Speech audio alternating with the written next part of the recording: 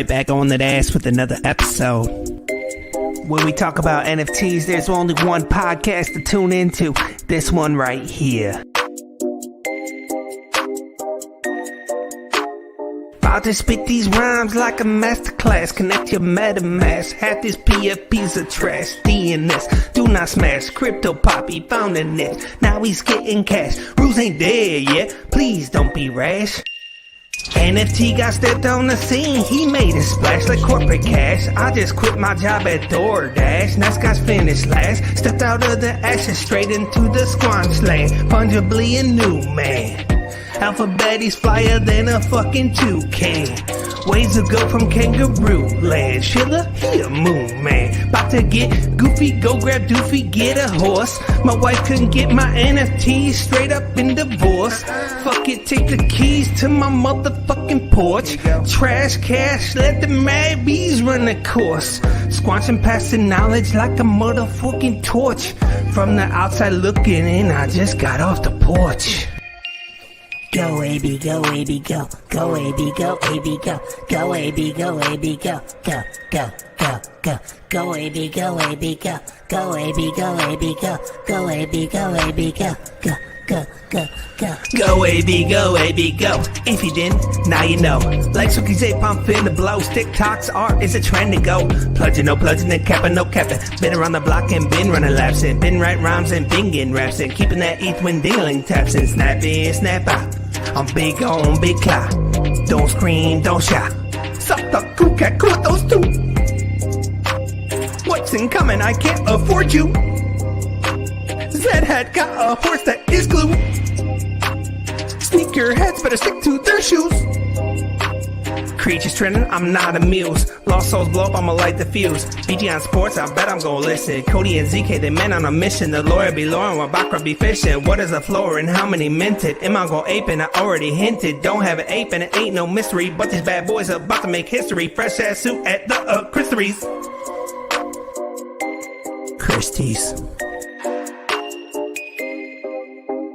Go AB, go AB, go. Go AB, go AB, go. Go AB, go AB, go.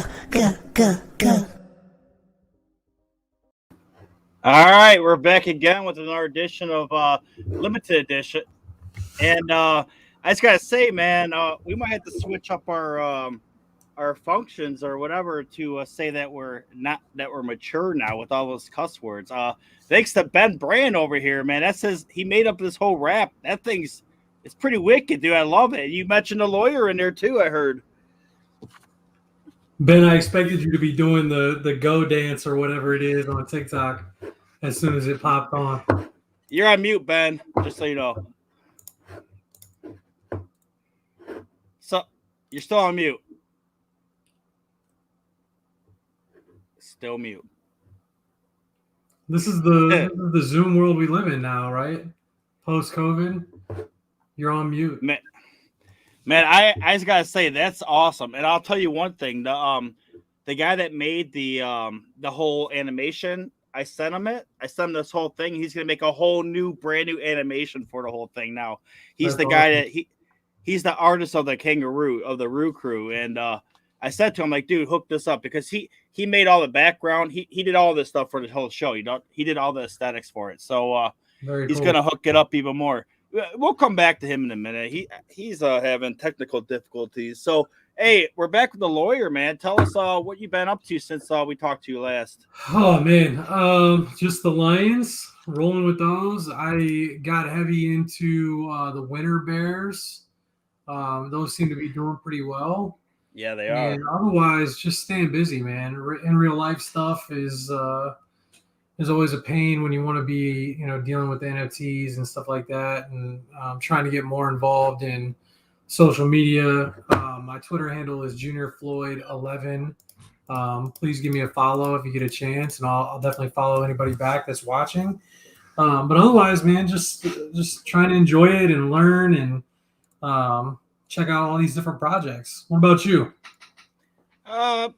Man, we didn't have last week. I was sick all last week. I don't know. I didn't have COVID. They did test me. I probably just had the flu. Like, I was like stuck in bed. Like, I couldn't even get out of bed for like 2 days. Is that because you were crying from the Lions game, though? Oh man, that was such bullshit. Those refs I'm just so used to it. I can't even complain. I'm just so used to the refs just screwing the Lions over. Like, if there's ever a chance to screw a team over, like, oh, there's the Lions, let's screw them over. Like, it was blatant as day. It went the 3, 2, 1, 0, another second, and another half second, and then they snapped it. It's like, what's going on there, guy? I'm going to tell you, one of the first moments that I want on the new Dapper platform is that Justin Tucker 66-yard field goal. That has to be a moment at some point on that platform. Hell yeah. When's that come out? I just signed up today for the whatever it is. Yeah, I have no idea. I mean, they said that it'll definitely be out before the end of this season. So It's got to be between now and February. There's rumors going around of, how you can try and get early access, whether it be through the referral links. By doing more? I'm sorry? By having more referrals? Yeah, I mean, that was the implication, right? Is that they had a referral link on purpose. I think other people were talking about, being VIP, which I think we learned today. You can get VIP from having a higher collector's score. I don't remember what the number was. It was absurd. It was like way out of my range for collector's score. Or having the 9 Lives Lounge stuff, which, they've said will get you early access to some projects, but there's no guarantee. It's kind of up in the air, but certainly that whole set has gone through the roof since the NFL announcement. So if you want to drop 10K or whatever it was to have a chance, I think, of getting early access, which I'm sure would pay off. Like if you put 10 grand in and you get the early access to the NFL program, I don't have any question in my mind that it's going to be worth it. It's just the question is, you thought Top Shot was big. Wait till you see NFL Top Shot, right? Yeah. Hold on, Ben. You're not allowed to talk yet. Hey, you're still in timeout. You're still in timeout, Mr. DJ. Are those the 3D glasses? Yeah. I figured I could wear these in person now, right? Dude, Ben, these made them cool. We were talking about that the other day in the Discord, and I really don't think, especially international, I think there's a lot of international folks that downplay the NFL's popularity. And I think a lot of people don't realize that even though it may not be as international as soccer, or some would argue the NBA is a little bit more international of a game, the NFL makes double the revenue of the NBA. I mean, it's a really, really, really big deal in the United States. And I think more than anything, it's a big deal for NFTs as a whole, right? Between the Top Shot stuff going to the NFL and the Twitter stuff verifying PFPs, I think it's been a pretty big week for news for the space in terms of, becoming more mainstream. At least that's my perspective. No, I totally love it. Like, I saw the reports and everything. It said that NFL was going to go to VV, but no, they're not. They're going to Dapper. Like I initially heard, that was the first report saying they're going to go to Dapper, and then I heard they're going to go to VV because VV. Everything else I heard about VV did come out right because they have Marvel, they have DC, they have like all these projects now, but not the NFL apparently. So yeah, it's gonna be huge. Well, and I'll tell you, Autograph has them as well, right? So I mean, they also have NFL access, so you see some of those coming out, but they're gonna be nowhere near the level of moments. No, right? nowhere. And if you look at jersey sales, stadium sizes, things like that, the NFL surpasses every sport. So. I think the execution of it, right? Like the ability to, like the creative stuff that they can do is just way better with Pat Mahomes throwing to Tyreek Hill than it is, certain NBA plays, in my opinion, like, handles or a layup or a jump shot or whatever. I think, the basic and more common moments in the NFL have the opportunity to be a little bit more special if they execute it properly. Now, that said, like the NBA Top Shot stuff has gotten way better in their moment selection, which I think is going to help, right? But I think there's really not a whole lot of not exciting moments in the NFL for them to use. Right. And I don't think they could flood the market either, right? So, like, how they flooded the market with some of these NBA moments. NFL has a little more restrictions probably on that. And plus, there's only so many special moments within the NFL game that happen. So you don't think they'll start out printing like? I imagine they're going to start the NFL at least where they are with the NBA right now, like common moments, 45K plus. Oh yeah, I'm sure that. I'm just saying, flooding the market with moments that really don't matter as much, right? I mean, there's some assist in there that I don't even remember during that game when that happened. So, what do you guys think about defensive plays? Are they going to do interceptions and sacks too, like fumble recoveries, running in for a touchdown? Or I'm sure there'll be kick returns. From my perspective, I would bet that the NFL has some sort of requirement, just like the NBA did, that every player is going to have to get exposure. So every player, even like offensive linemen, I think so. Now, and I think that there was an article with Katie Tedman that she was quoted as saying like it's not going to be the same kind of format, and they're going to be doing things a little unique. And so I'm wondering if they do it more like a unit, like an offensive line. That'd be awesome. Like the entire special teams unit is the Justin Tucker field goal instead of it being just Justin Tucker. Because then you get the long snapper and everybody else. If they show that moment, they better show the refs not calling that delay a game right before that happened. I mean, come on. Yeah, that moment's kind of ingrained in my brain right now. I was at the game when it happened. Yeah, he was at the game, man. He was at the game. He had to deal with that. Ugh. So you watch? Wait, let me ask you one. So you watched it. Was the time clock different than what we saw on TV? From what, like, were you watching the time clock or the play? There was the play before, yeah. I mean, they should have called it on the play before, not the one where he actually kicked the field goal. No, I know. It's the play before. Yeah. But some people are going around saying that the time, whatever you call it, the play clock that we saw on TV was not what you saw at the game. You were at the game. Did you guys see the 0-0 and then like another second and a half go by before he snapped? Yeah, I mean that's why people started booing. Okay. I didn't hear I don't know if you could hear it over the TV, but I did not hear that. No. Yeah. Oh man, like I'm actually a little happy. I mean, I'm a Lions fan, of course. I live in the city, but Baltimore was my survival pick, so it was mine as well. Yeah. I'm betting against the Lions for my survival every week except for this week. I think they're going to beat Chicago. I just do. Chicago looked bad last week. I was telling my buddies who I was with, I was like, hey, at least we got to witness history, right? Hey, they might go 0-17. It might only be for a week. They might be the first team to go 0-17 and break that record too, man. Hopefully they do. I don't think people appreciate how crazy it is for somebody to hit a 66-yard field goal. Oh, it's beyond crazy. And for it to hit and bounce that way. Like I saw it bounce the other way so many times, and that one just bounced right in there. I totally forgot about that. Yeah, it hit the crossbar and I went, that guy couldn't even he didn't have a foot of leeway, right? That was the exact spot that he could kick the furthest. It's wild. Dude, it's 66 yards. Like that, he set a record with that. Like that's just beyond crazy. And he missed one earlier. Well, he missed like a 43-yarder, right? Lions. Yeah. Yeah, of course. But I'm saying, of course, it's against the Lions because he also hit like a 61-yarder against us the last time he was here. Mm-hmm. And he beat us. Hey, real quick, I just want to ask you, Lawyer, going back to the Cool Cats. So what's the floor price right now on that LaMelo? I have no idea because I'm not in Nine Lives Lounge. I just saw it and followed it a little bit the day, right when the announcement was made or whatever, and that it went through the roof. The entire set was over 10K at one point. I have no idea what it is now, though, and I don't want to give a bad number to anybody.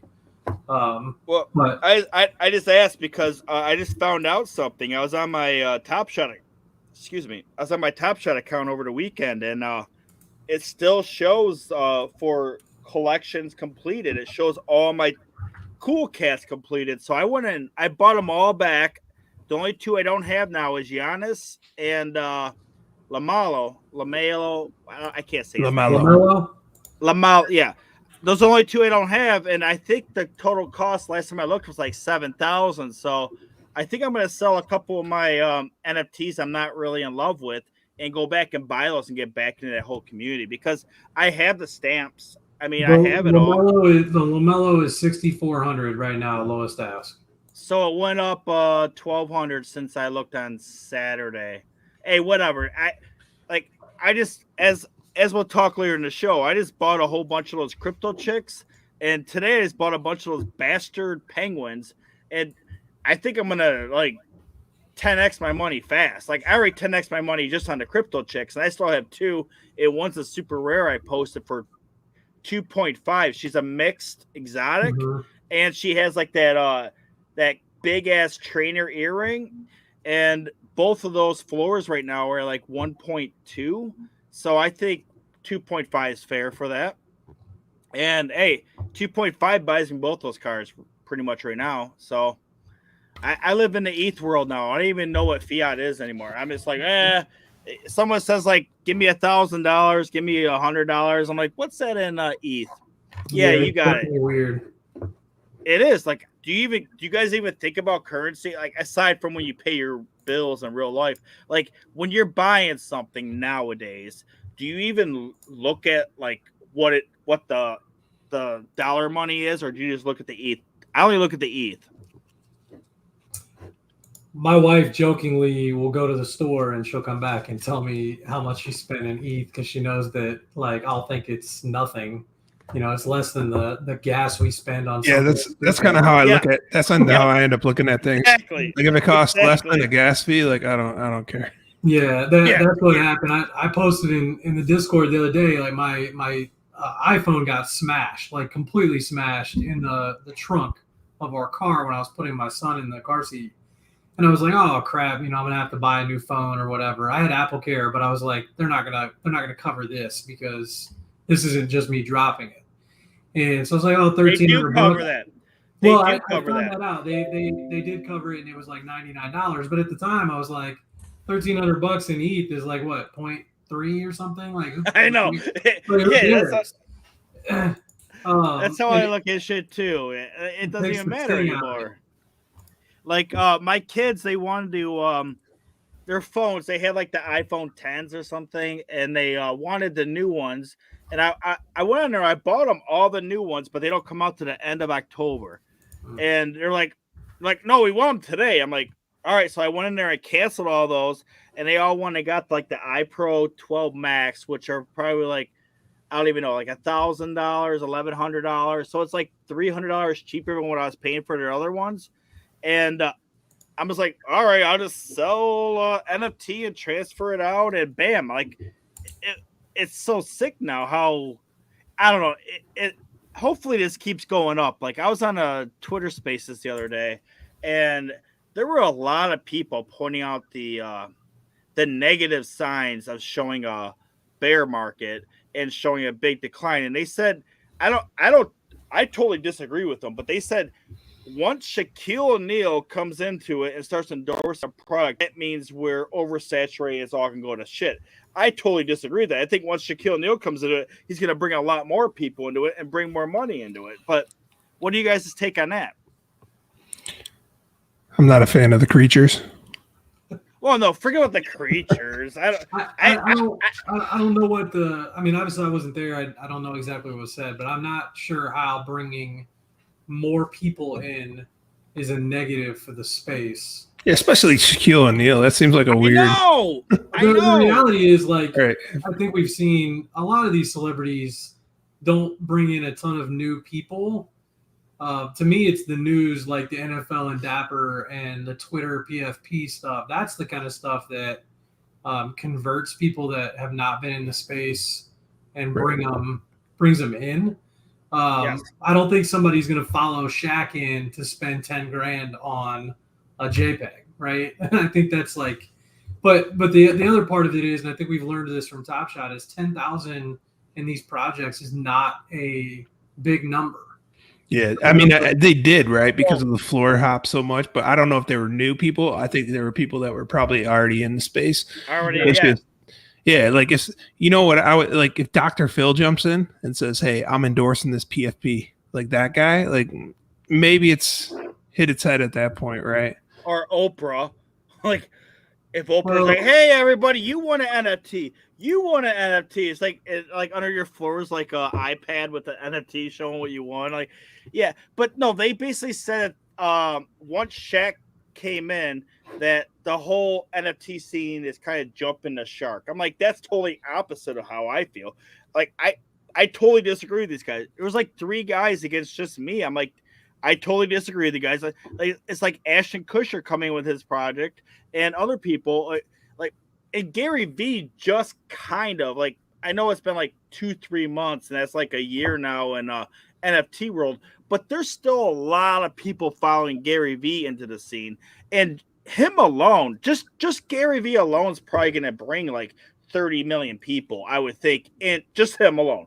Maybe I'm exaggerating on that, but that's going to be a lot of people coming in just through him. And now Shaq's coming in, and that's a lot of people. And just wait till Shaq starts talking about his. I'm still pissed at going back to Top Shot that why are they doing the rare pack run it back? I always thought run it back was always legendary packs, and where the hell is this? Allen Iverson, McGrady, and Shaq run it back legendaries. Like where are those? They said for a while that the Allen Iverson, Shaq, T-Mac group was not going to be. They're not going to do that anymore. I think it's been. They're not doing it at all. They're not doing that in this set. Like it's not that they won't be in the future, but they're not going to be in this set. But going back again, I'm not spending my money based on what Shaq endorses. And you're not. I don't think many people are. But that said, like there are certain trigger people for the space. Like the great example was the Ashton Kutcher project. My wife paid more attention to NFTs, even though I had been in the space for a bit, once Mila Kunis went on Conan O'Brien and started pumping that project. She cared more about seeing it then on TV than she ever does hearing me talk about it. So I do think there are certain people that can trigger new people into the space, but I'm not going and buying a creature because Shaq bought a creature. No. For the same reason, I'm John not saying that doesn't do it for anybody or whatever else. I'm not Kim saying Kardashian. that. I'm not saying you're going to buy it. You're going to buy a creature because of it. I'm saying you're going to be interested in NFTs in general and enter the scene because Shaq likes it. That's what I'm talking about. I think people might get into Top Shot because Shaq gets into NFTs, and then people might move from Top Shot to other projects. Yeah, like the rest of us, yes. Yeah. There is celebrities that can have people actually move. Like I think if LeBron started getting into NFTs, like there'd definitely be people that would come over here. Oh, and we start buying NFTs. Paul, like you can say as much negative as you want about the guy, whether you like him or not. He brought a ton of people into the Lions Project. Who, Jake Paul, you said? Yeah, when he posted on Twitter, the Discord went nuts, but there were a lot of new people that had never had an NFT that joined the Discord in the 48 hours after, that came out. So I do definitely think it has an impact. But, as somebody just pointed out in the chat, I don't think we're anywhere close to being, to the top or anything else. And I think the real key for me has been these projects lately that are the new bottom tier attractive PFP projects, right? The Sappy Seals, the Winter Bears that have been going crazy, Dapper Dinos, because the reality is like, and I'm going to include the Lions in this because I think it's around 2 ETH. People are priced out, right? And they start looking for the next entry level project. And I know we're going to talk about one with CT soon that they're working on with Soul and stuff, but there's got to be an entry level position for people to feel that they can join the space. And I think that's why you don't see anybody thinking we're at the top, because these first tier projects, these new ones are exploding. The Bears are nuts. I had to point out what these guys, they're talking because we're both lawyers over here. Baccarat parties, like, wait, Capra's one too. Fuck. Yeah, we're definitely different lawyers, though. Wink, wink. All right, so here's the most recent NFTs I bought, and you can see I have On-Chain Monkey, I have the Ape DAO, I have a couple Zed horses. Well, I made that one. I have the Steve Schiller because I'm a big fan of Steve Schiller. But then I have these crypto chicks, and then today I just bought these bastard penguins. And these things are all everything on this whole screen right now are all shooting up like nuts. Like everything on this screen right now is worth at least 2 to 3x of what I paid.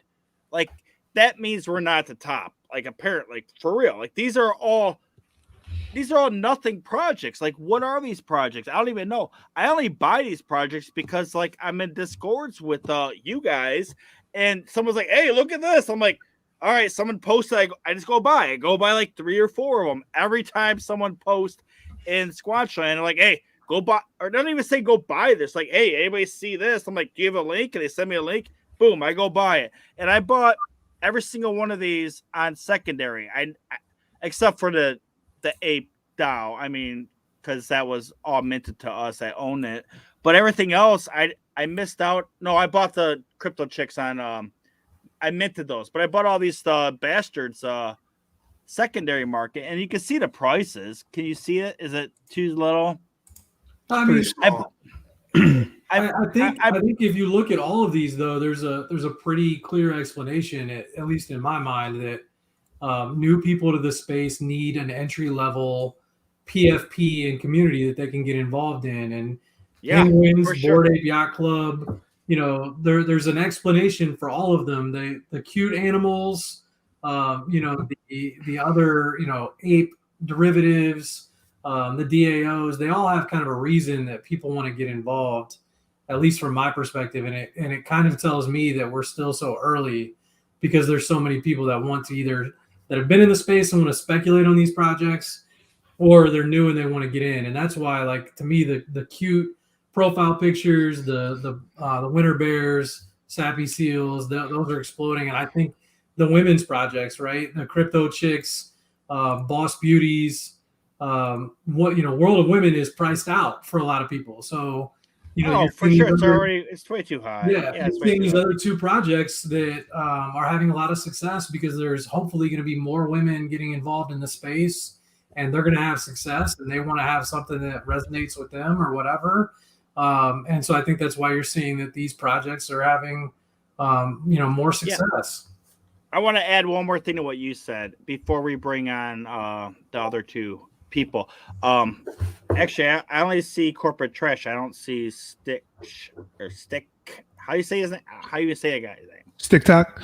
But hey, I think I think he wasn't able to make it, right? Oh, I didn't hear that. So what I was going to say about before we get into that is, so you see like these the pudgy penguins. They blew up. So now today you have bastard penguins. So people are like, well, I can't afford the pudgy penguin, but I can get a bastard penguin. So like, it's really funny because these are almost like derivatives of the main one, but they're not the same people, and they're basically making money off of it. It's pretty. The other ones have like utility with them, though. That's the difference. Well, but how long did it take? So I had this argument with somebody the other day on Twitter, right? There was somebody that posted, like, you guys all you new people have to stop aping into the new cute animal profile pic projects. That's funny. And I was like, the reality is that people can't ape into cool cats or pudgy penguins or whatever. So, and like, you have to give these projects time to mature and build something before you can make the comments about them not having utility or just being a cash grab or whatever. And that's why, like, I really...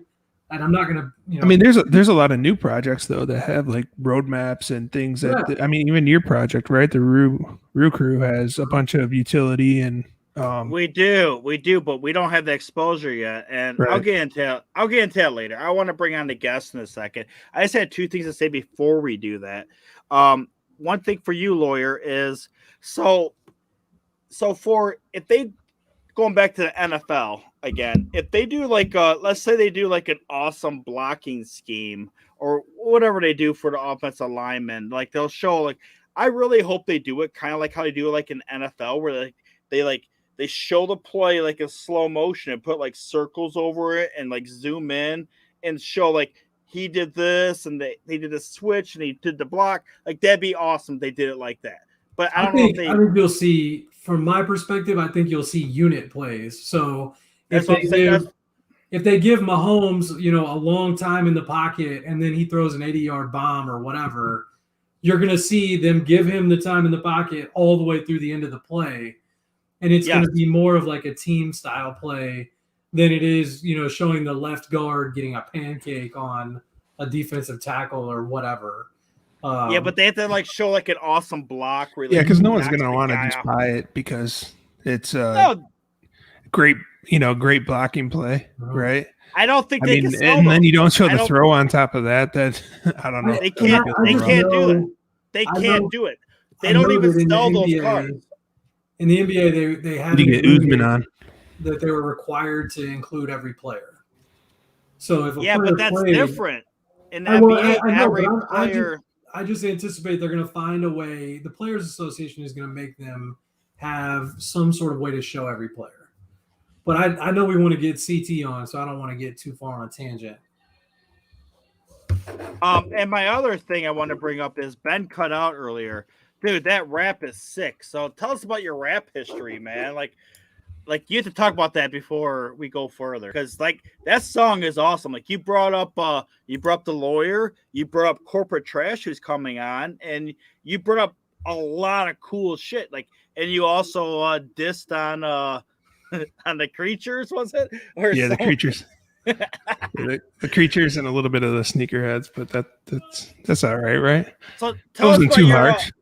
tell us No, about yeah. your, So rap history. early college days, right? I mean, it was something that I enjoyed to do with a couple of friends back in the MySpace days.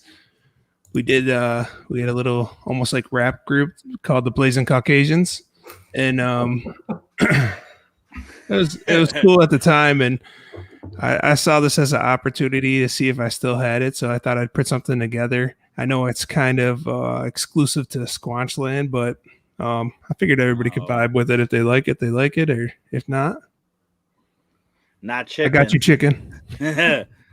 You're in the next one. You're in the redubbed version. All right, so let's bring in our guest. Corporate Trash is coming on to talk about Boss Bears, which is going to be on Solano. Is that how you say Solano? Some people say Solana. I don't know. I Solana? guess she'll be able to tell us. She'll know. So let's bring her on right now. Like, she is a really, really big, just a really big personality on her own self in the whole NFT stream. Or I'm reading the words, NFT arena, and I'm glad to have her on. Here we go. What's up, Hello. guys? I made it. What's up, CT? Hi. How are you? New profile picture. Who this? Can't believe I'm talking to Capper and the lawyer and Ben. I feel like so famous right now. So No, cool. you're more famous than anybody on the screen right now. You're like the OG of everything. What are you talking about? Oh my gosh. Thanks for having me on. I'm excited. I'm kind of half dead. The city of Austin and me, like, I can never go back there. It's just like too much for me. Too much karaoke, right? Yeah, way too much Beautiful weather. karaoke. My voice sounds like 5 octaves lower, but I'm here. Are we going to be able to get you to sing? Oh my gosh. Maybe in real life one day. And NFT NYC. Nobody would sing for me. Tell us about the project and about. I don't know a whole lot about Soul, so I'm hoping you can kind of give a primer on the platform and what you guys are doing, and the art looks awesome. Yeah, for sure. So yeah, you can share your screen too. Okay, you cool. Can go ahead. Yeah, you can go ahead and share your screen and show what the art is, because I've seen some of it. It looks really, really sweet. I love it, and I've always been a big fan of Stick. I have like 4. I have 5 of. No, I had 5, but I gave away like 2 as like giveaways and stuff to promote them. But I love his work anyway. It's like his kid does it, but it's really cool stuff. His old stuff, not his new stuff. So let me see if I can figure out how. Sorry, 1 second. You on the bottom, you go to share, and then you pick the this. You go to share, and then you pick share screen, and then you pick the window or Chrome tab you want. Yeah, pick the Chrome tab you want. Okay, I will do that. Okay, awesome. So this project is it's called Boss Bears. Boss stands for Bears of the Solar System. Sol being like SOLAR, like get it? Solana solar system. Anyways, the project is they're super adorable generative bears, and they're on Solana. There's 10,000 of them, and there's 160-ish, I believe, traits.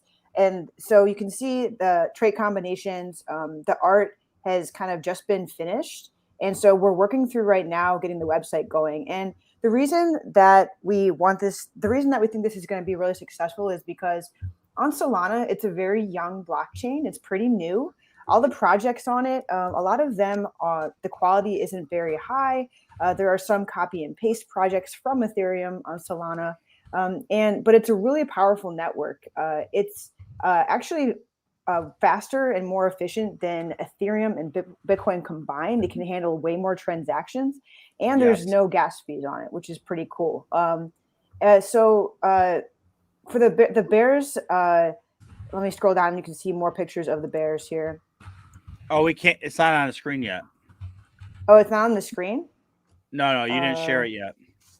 It says it's sharing this tab to StreamYard.com. So do you guys see it? That's weird. I don't. No, I don't see it as well. If you put the just type in the private chat and I'll stream it. Oh, okay, cool. Yeah, I'm just scrolling the Twitter feed right now because we. Oh, I have that. Okay. Yeah, because we are working on the website at the time, so I'll just have you share it. But no, I'll share the screen. Okay, so are these designed by StixkBOSS?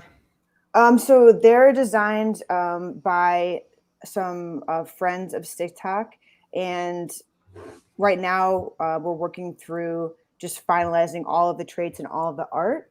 But we want them to be as high quality as possible, and obviously they're super cute. So the team is really kind of committed to making this community strong. So we're working on getting more people, obviously, on Twitter and in our Discord. But we really want to show like ETH natives that Solana is a great alternative. It's a growing ecosystem, and we really see an opportunity in the market for a profile picture project that's really, really cute. A lot of them on Solana they're a little aggressive. In the profile picture projects, some of them are just, I don't really know how to put it, but just a little bit dark. And so we want to kind of brighten up Solana with the bears. Is there a roadmap out yet? Yes. The roadmap, I wish I could share my screen here. It'll be better with the website, but I like the one with the tux on. What's the CT? What's the when you say the team? We know from Squatchland, it's you and Stix. Who else is involved? And kind of what are your guys' roles? Yeah, so the team, we have Jamie the Robin. So Jamie the Robin has been working in like illustration for nearly 10 years. They've been working for different corporations doing design and illustrations. There's at Graphic Garage as well, and so they're really active in graphic design as well. They've worked with like Budweiser, Mars, and other companies as well. We also have Early-ish Adopter. So Early-ish Adopter is a really big influencer in the kind of Solana ecosystem, and is involved in some other projects as well. And we have a dev, Malco Algo, and they're behind a project called Alphabot System. And they've been a dev for over 10 years, involved in crypto since 2017. And then, of course, we all know Stix, right? We've seen his projects. They're awesome. So he's been more involved in Solana than I have, but he's getting me to turn over to Solana a little bit. There's some really cool projects out there that are even eclipsing some of the top Ethereum projects, slowly but surely. And I think what we're overcoming is there's a lot of people who think that Solana is just copy and paste of ETH projects, but that does happen, but it's not true. There's still a ton of great original stuff on Solana, but unfortunately that news has sort of been the loudest, right, around the copy and paste stuff. So Oh yeah, I've heard about it a lot on Twitter Spaces now, where people are just yeah, basically like everybody's just copying Bored Apes and Gutter Cats and yeah, everything else. But the thing is, there are like this. There's individualist projects that are brand new that they don't have, and it's not plagiarism. This is not plagiarism. There's other ones that are clear plagiarism that you can definitely yes. tell. So let me ask you this question. I don't know if you're the best to answer because based on your last answer, but how well do you think the onboarding is for Soul versus ETH for new people? So it's really not that different than signing up for MetaMask and buying Ethereum. So what you would do is you would go on Coinbase and buy Solana. I think it's about $140 per Sol right now today. Yeah. And then the wallet that you use is called Phantom Wallet. That's the biggest desktop Solana wallet that you use. And just like MetaMask, you get a seed phrase. You sign to it for transactions. It's extremely similar. And the minting experience is also similar. The other day, I minted one of my first Solana NFTs, and it was just so fast. I couldn't believe it. And the gas fee is 0.00025 US dollars per transaction. So it's like Matic then, or Polygon. Yeah, it that's is, awesome. but yeah, a little bit even faster. It's faster for sure. It. Yeah. Yeah. So my other question, or Probably my less of other a headache too. Oh yeah, less of a headache. Yeah, Polygon is, not the best.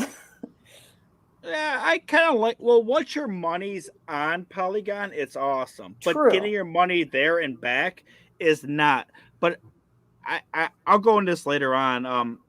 I've been having a couple Twitter Spaces, and I met a couple devs where they actually invented like a new system where I'm not footing on Sol at all, but they invented a new system where basically it's like you put your money that you want to withdraw on Polygon, and they'll immediately give you the money to ETH, and it's fast. It's like within a minute versus 30 to 60 minutes what we have now. Yeah, they invented this thing, and like these guys been my last two Twitter Spaces, and I love it. Like I'm gonna definitely talk more about this stuff in the future once I learn more about it.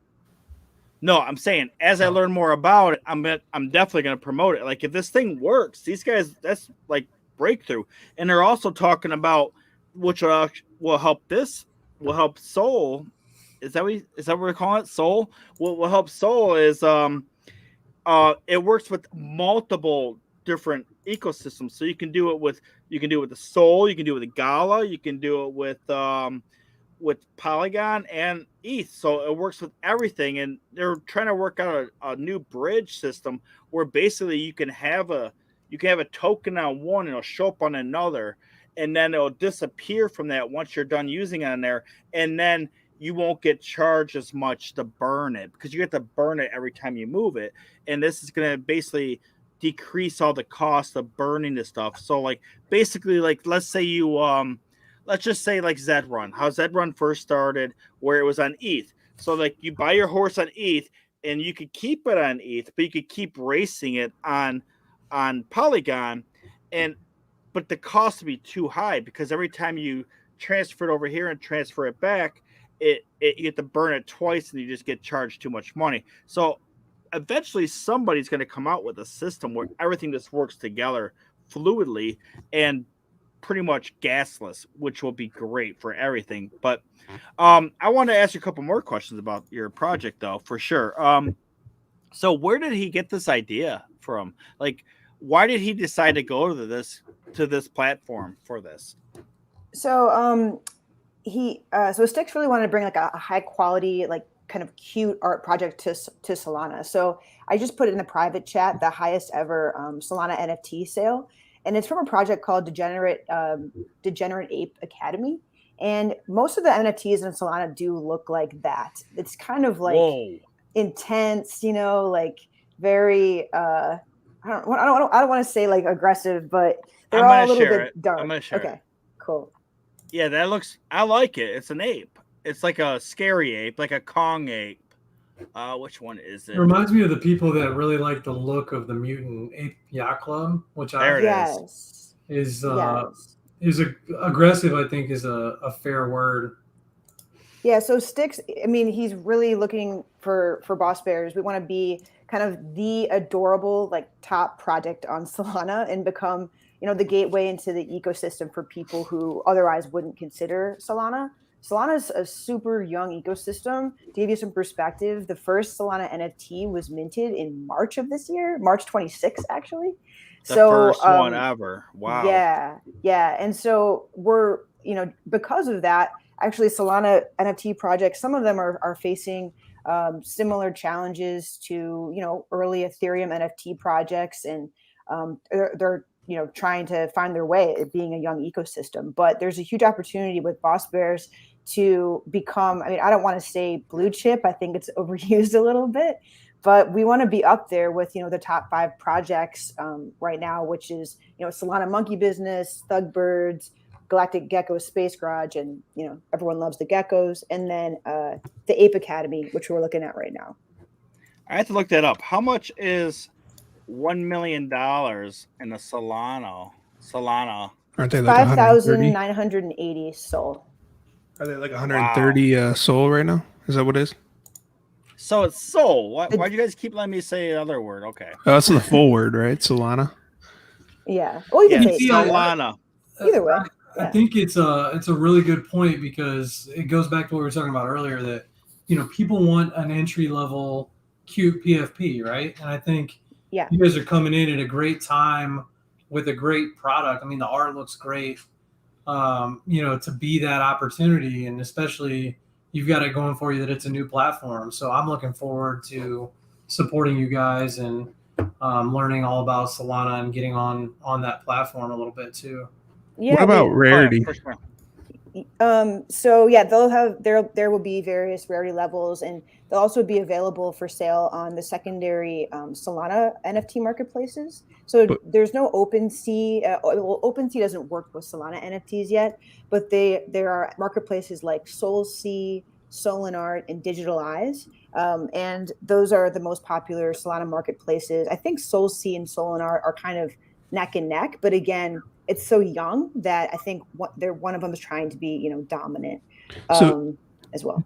So do you know the rarity right off the rip of, like, say the bears? Would you know how rare your bear is off the rip, or is there something like Rarity Sniper for Solana or something along those lines? Yeah, there's a site called howrare.is, and that shows rarity. So I don't want to speak for Stix, but I would assume that we would probably work with them to make the rarity transparent, and the metadata is visible right there in your Phantom wallet. Unfortunately, Phantom does not work on mobile. All right, but we're just asking that, yeah. But there is, I think it's called Trust Wallet. Yeah, I'll have to check. Oh, but Trust. There are mobile Solana wallet solutions. I'll tell you one thing, what you said earlier, just to before you put your money on the Coinbase, like I would go through a different connection, because if you're like a new user, this is not to anybody here, but this is the new people that want to like onboard on the Solana. Do not put your money from your bank to Coinbase immediately, because then you have to wait like 5 or 7 days in order to transfer it to your new wallet. So what you do is you use either crypto.com, or you would use Cash App, where actually works too, where you go into Cash App, you buy Bitcoin, and you transfer that to Coinbase. It takes like 30 minutes, and then you take your Bitcoin and you convert it to Solana, and then you transfer it to your Phantom wallet. Because then you don't have to wait the whole week. It's a whole week if you have just regular Coinbase. I think Coinbase Pro is a little bit quicker, but never, ever, ever, if you want to spend your money immediately, go from your bank right to Coinbase, because you have to wait 5 to 7 days. That's just a tip for everybody. That's a good tip. Listening. Yeah, and I think for the bears, the Boss Bears, we're still working through the exact pricing and exact launch date. We are targeting the middle of October, so of course, for the Squanch fam, we'll definitely give you all plenty of heads up. and also provide a lot more kind of like educational resources about Solana, and getting a wallet. Again, it's very easy, just very similar to setting up MetaMask, except you'll need to obviously put Solana into it. CT, for people that are used to what we're dealing with now for new drops, because the gas is so much cheaper, it's not as much of a concern for a whitelist or getting in your Discord early or anything like that, because there's not that same dynamic. Is that right? Yeah, so we do have an early adopter role in our Discord, but you're correct. There won't be a gas war. It'll either just like sell out or it won't. Okay. And for the boss bears as well, it's sort of like getting 2 NFTs for one. 2 weeks. Hopefully, whenever it eventually sells out, we're going to be doing a free cat drop. So you're going to get your bear and you're going to get your cat. And so it's kind of like a 2-for-1 sort of thing. And so we're looking forward to that too. It's just, fun. But the early adopter role is available in our Discord for, other special giveaways. And the giveaways. Do I have to go there now? Do I have to go there right now and do it? Oh my gosh! You don't have to go there right now. Can you drop the Discord for everybody so we can hop into whenever you get a chance? Yeah, I'm already in it. I'm in it. But yeah, post it over here. You can't post on there for whatever reason. StreamYard does not allow guests to post. So put in private chat now. Yeah, okay. I hate that part about StreamYard. Yeah, that's the stupidest thing. But the giveaways we're doing in there, we're doing, giveaways of Solana NFTs. We're doing giveaways of Ethereum NFTs. We're doing Top Shot giveaways. And the giveaways are going to get better, closer we get to launch, to be honest. It's going to just keep getting better. So all you have to do is click the giveaway bot, and we always have something going on. So let me drop the link. Let's see. For sure.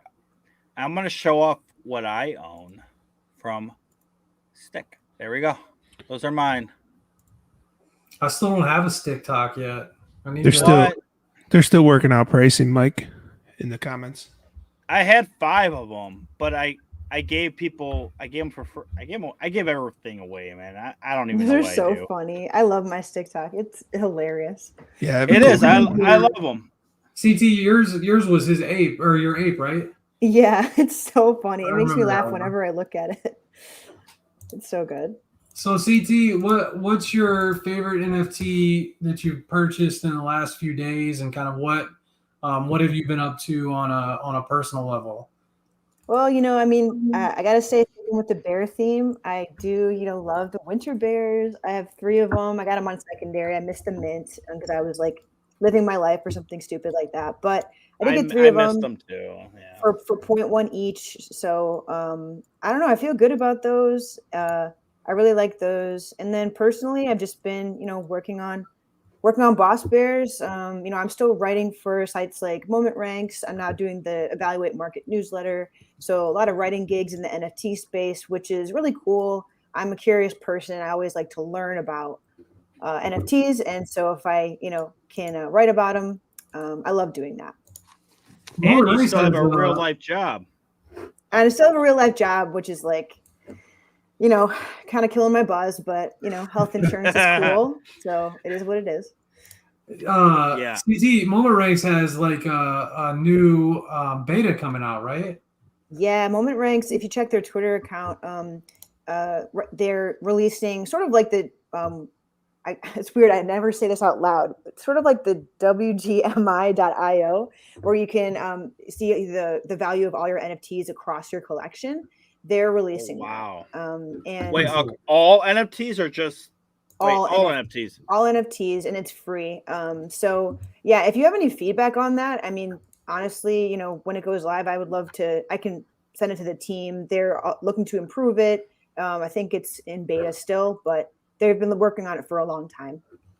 Oh, I'll definitely beta test that for you. I'll definitely help beta test that. Well, yeah, I have the other one. I have the one I paid 0.1 ETH for. Me too. But yeah.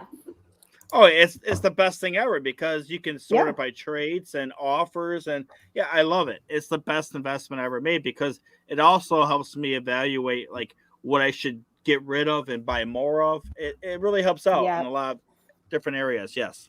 It's so necessary with so many projects that are coming out. Like it's a lot for sure.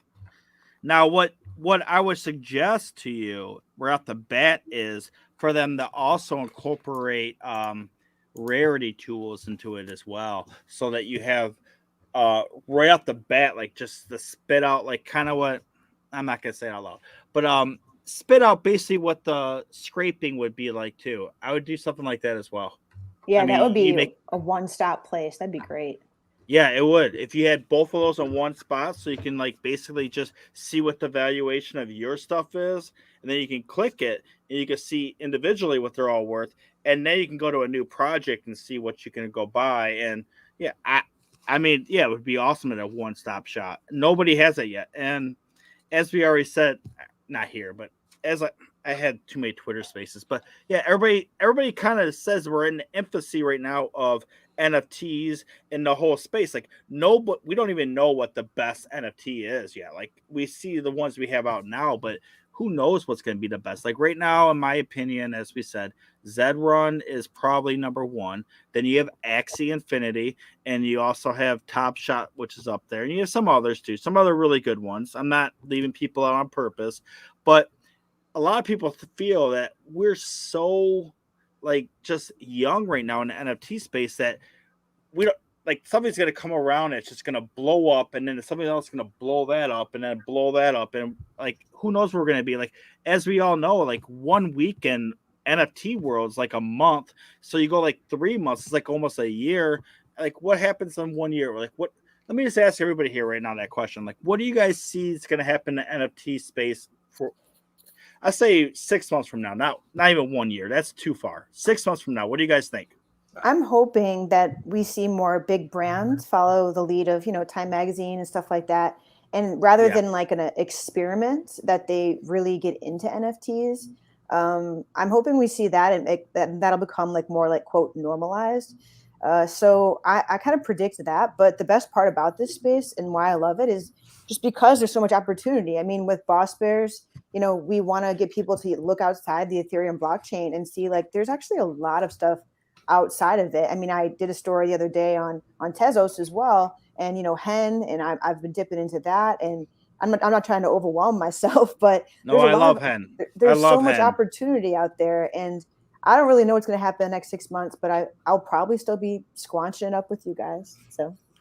CT, I to build on that, I think what we're seeing tonight is pretty exciting, right? I think I've seen Twitter going nuts that Arizona Iced Tea has been buying winter bears and lazy lions, and I know they previously bought an ape.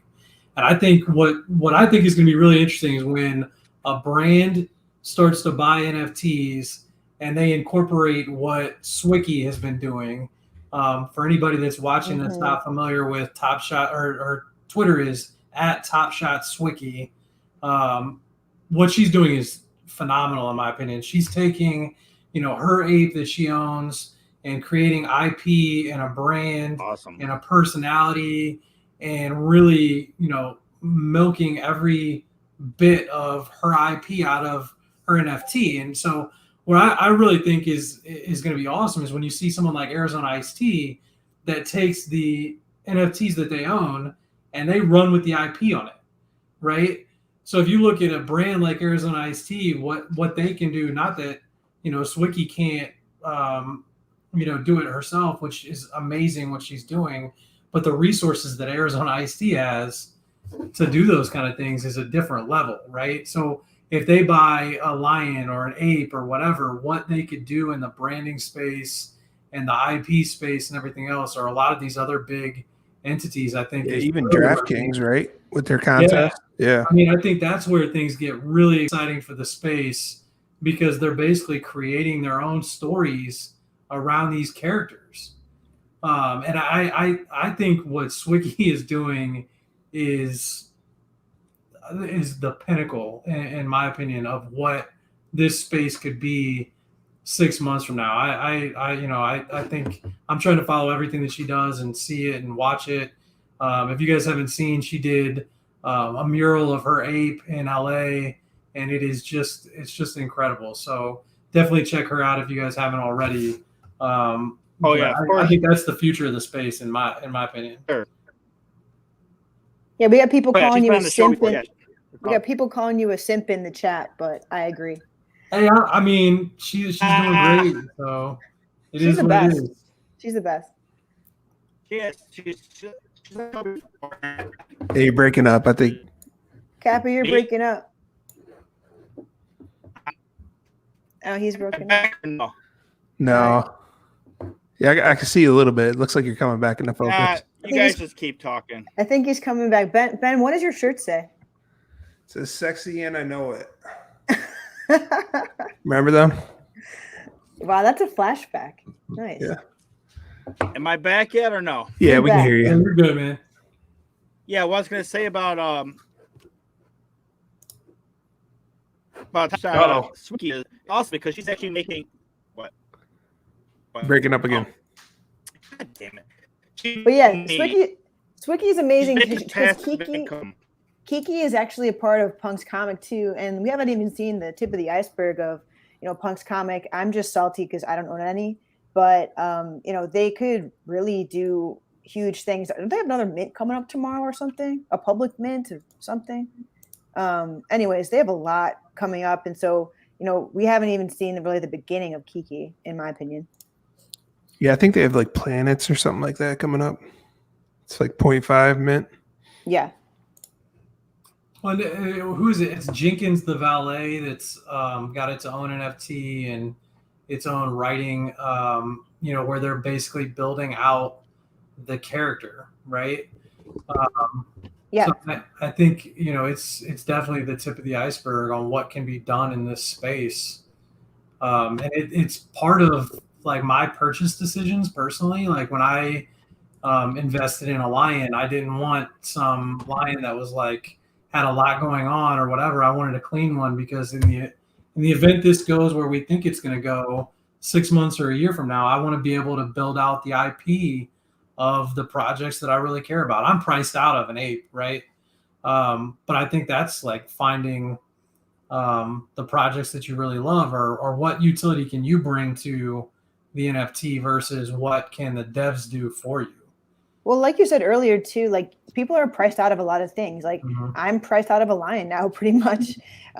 So the good news is like I think I saw someone on Twitter say like there's always another bus coming, like there's always another something coming. But I think the longer we've been around this space for quote a little while now, probably a long time in NFT world, but we're starting to finally realize like, hey, like these might do well or these are trash. But then of course there's always stuff that we're like, why is this doing well? It's just so fun. The whole thing is just a blast. And I've loved the NFT space even more when I've gotten to meet people in real life. The more I can do that, the better. It's so amazing.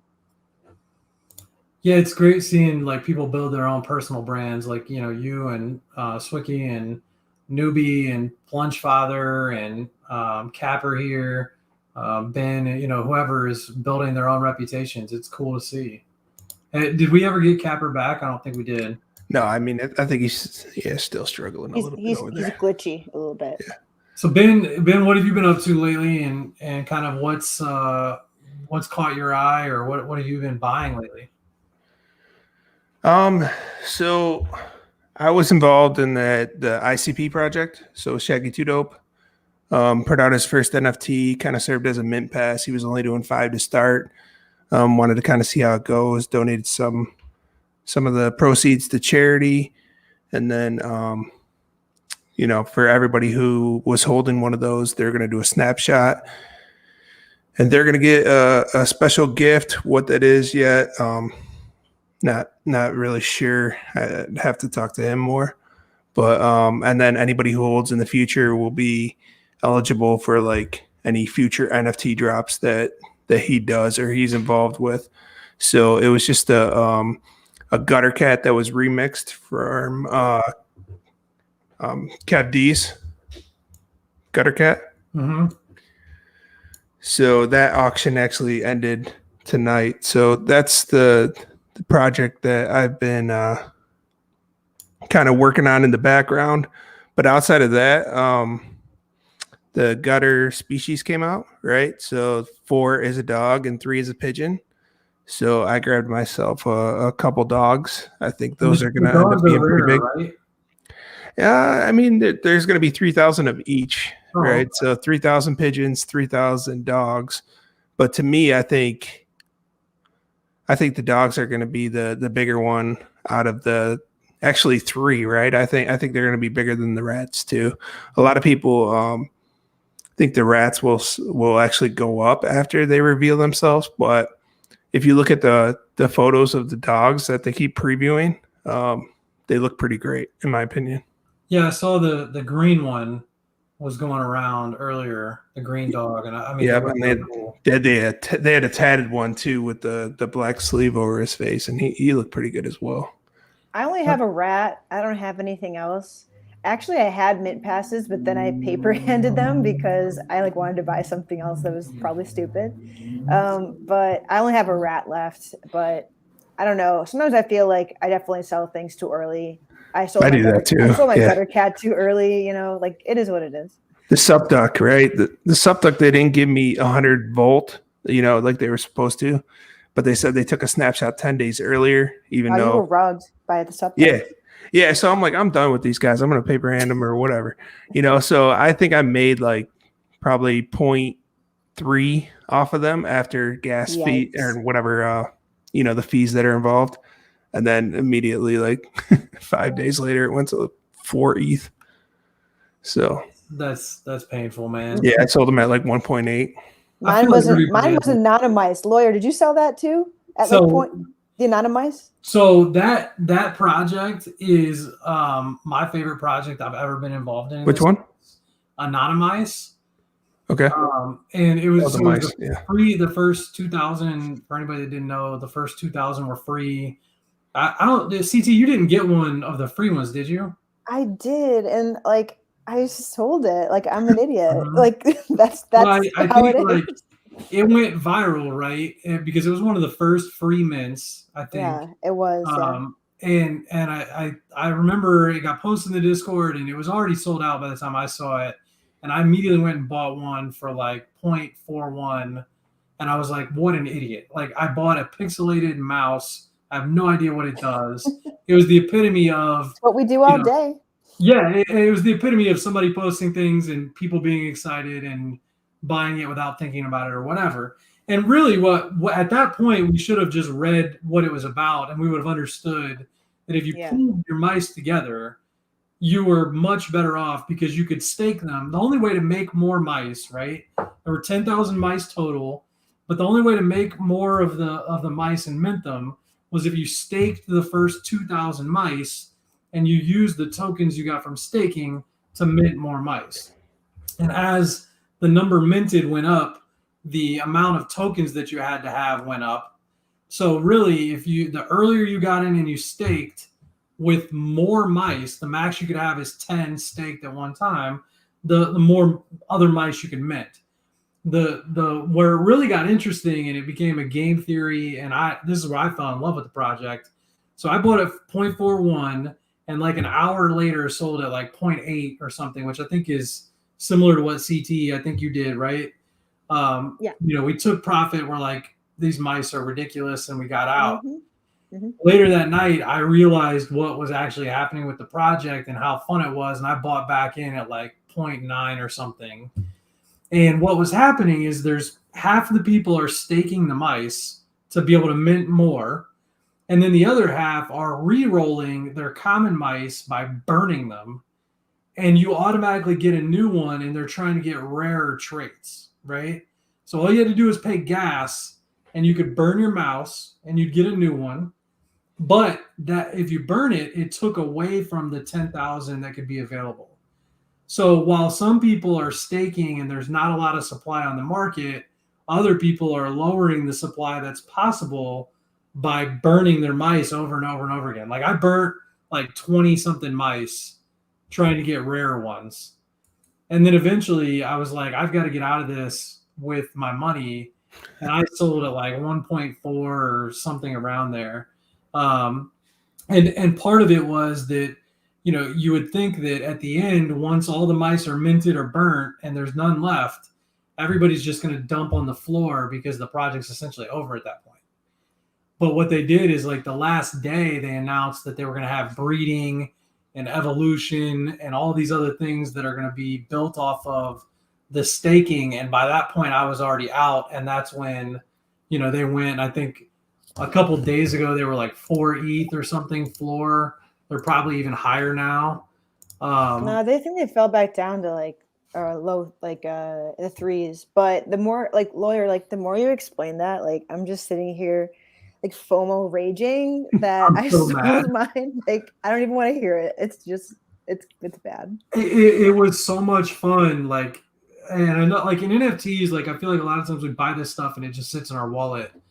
But like literally trying to sit there and figure out, all right, how many have been burnt, how many are staking, because you could see all this stuff on the blockchain, and trying to figure out in the Discord, everybody's trying to decide, what's the best way to go. Should I sell it? Should I stake it? If I only have this number of mice, am I going to be able to mint one based on how fast everybody else is burning them? It was a really, really cool project, all on chain. There was no royalties going to the devs at all. They minted like 100 for themselves at the beginning, which I'm sure is how they profited or whatever. But it was just a really cool project, and I hope other people come out with stuff like that, because it was a lot of fun. I don't want to spend the whole night talking about that, that one project, but it was a blast. Oh man, that's tough. I know I've gotten into zombie toads lately because they have a similar, like not similar, but you can stake them and earn like this brains token, which might be worthless. I have no idea. But I think more and more projects, like I think those sewer rats too, you can like earn chiz or whatever their token is. So I like to see more, people like experimenting with tokening things, because for example, if you own like one Bored Ape like me, you're kind of stuck, because once you sell it, like that's it, Right. Unless it's rare, right? Then you could sell it for higher and then buy a floor ape. Right. Well, that's true for sure. I think the other way to do it is, obviously like monetize the IP, like Swicky's doing while you still own it. But it would be cool if there was like, some token of some sort, and I don't know. So it's hard to profit off an NFT when you still have it. Yeah, that's some of the beauty though, right? I mean, because you've got people that can flip, you got people that can hold, you got people that can market. So there's kind of a niche for everybody. Yeah, Prison Mike said he has fun with the goat sport, but it's him and 3 other people. That's probably true. I never see anyone post except for him. Didn't Craniums do something like that, where you get like an art piece if you do a stallion and I did it, and they were pretty cool. They were a Halos collab, but like the marketing was like trash. Like nobody knew about it. Everyone was like, "What?" And then it was it's weird when the Discords do like post in general, and you got to scroll to find them, right, for the announcements. Oh, yeah, I hate that. Cap, are you back? Are you guys talking? Yeah. Are you guys talking about goats with the Z? Yeah, we were talking about basically devs finding new ways to bring utility, and we were talking about the Anonymice project for a little bit, and really trying to figure out where people are going to get creative beyond just doing airdrops to give free money or staking for tokens, and really finding out what you can do with those tokens. I know Squanch always talks about milk all the time with Cool Cats, which sounds like it's going to be really exciting. The problem with Cool Cats for me is that I'm priced way out. So, and I think a lot of people are. So a lot of people are trying to see what they're doing, and hopefully milk is successful for all the people that are in Cool Cats or whatever. But I think projects that have to innovate and do something that's not just your typical companion airdrop. It's another one I had when I first started with NFTs. I bought one of the Cool Cats for 0.5. Yeah. So let me tell you this. I feel tremendous pain because I'm a mod for the Lions and have been since the beginning. And I had 13 and I only have 3 now. So I'm supposed to be one that has a lot of conviction, but as it was going up at the beginning and I wanted to get into other projects, I didn't have any choice, right? That's 3 more than I have though, lawyer. So yeah, but you got in and out of the Lions. I'm not going to shame you, but you got in and out a couple times with some profit. Yeah, I had those lazy cap lines to start with. I had 4 of them. Oh my God, those are That hurts. yeah. Those I figured it would be a thing, and it ended up being a thing. I just didn't wait long enough.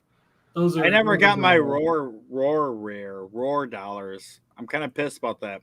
They haven't done them yet for this month. I just set you up. You were in my DMs, and I set you up 2 days ago. So I thought you said I was good for last month. Okay.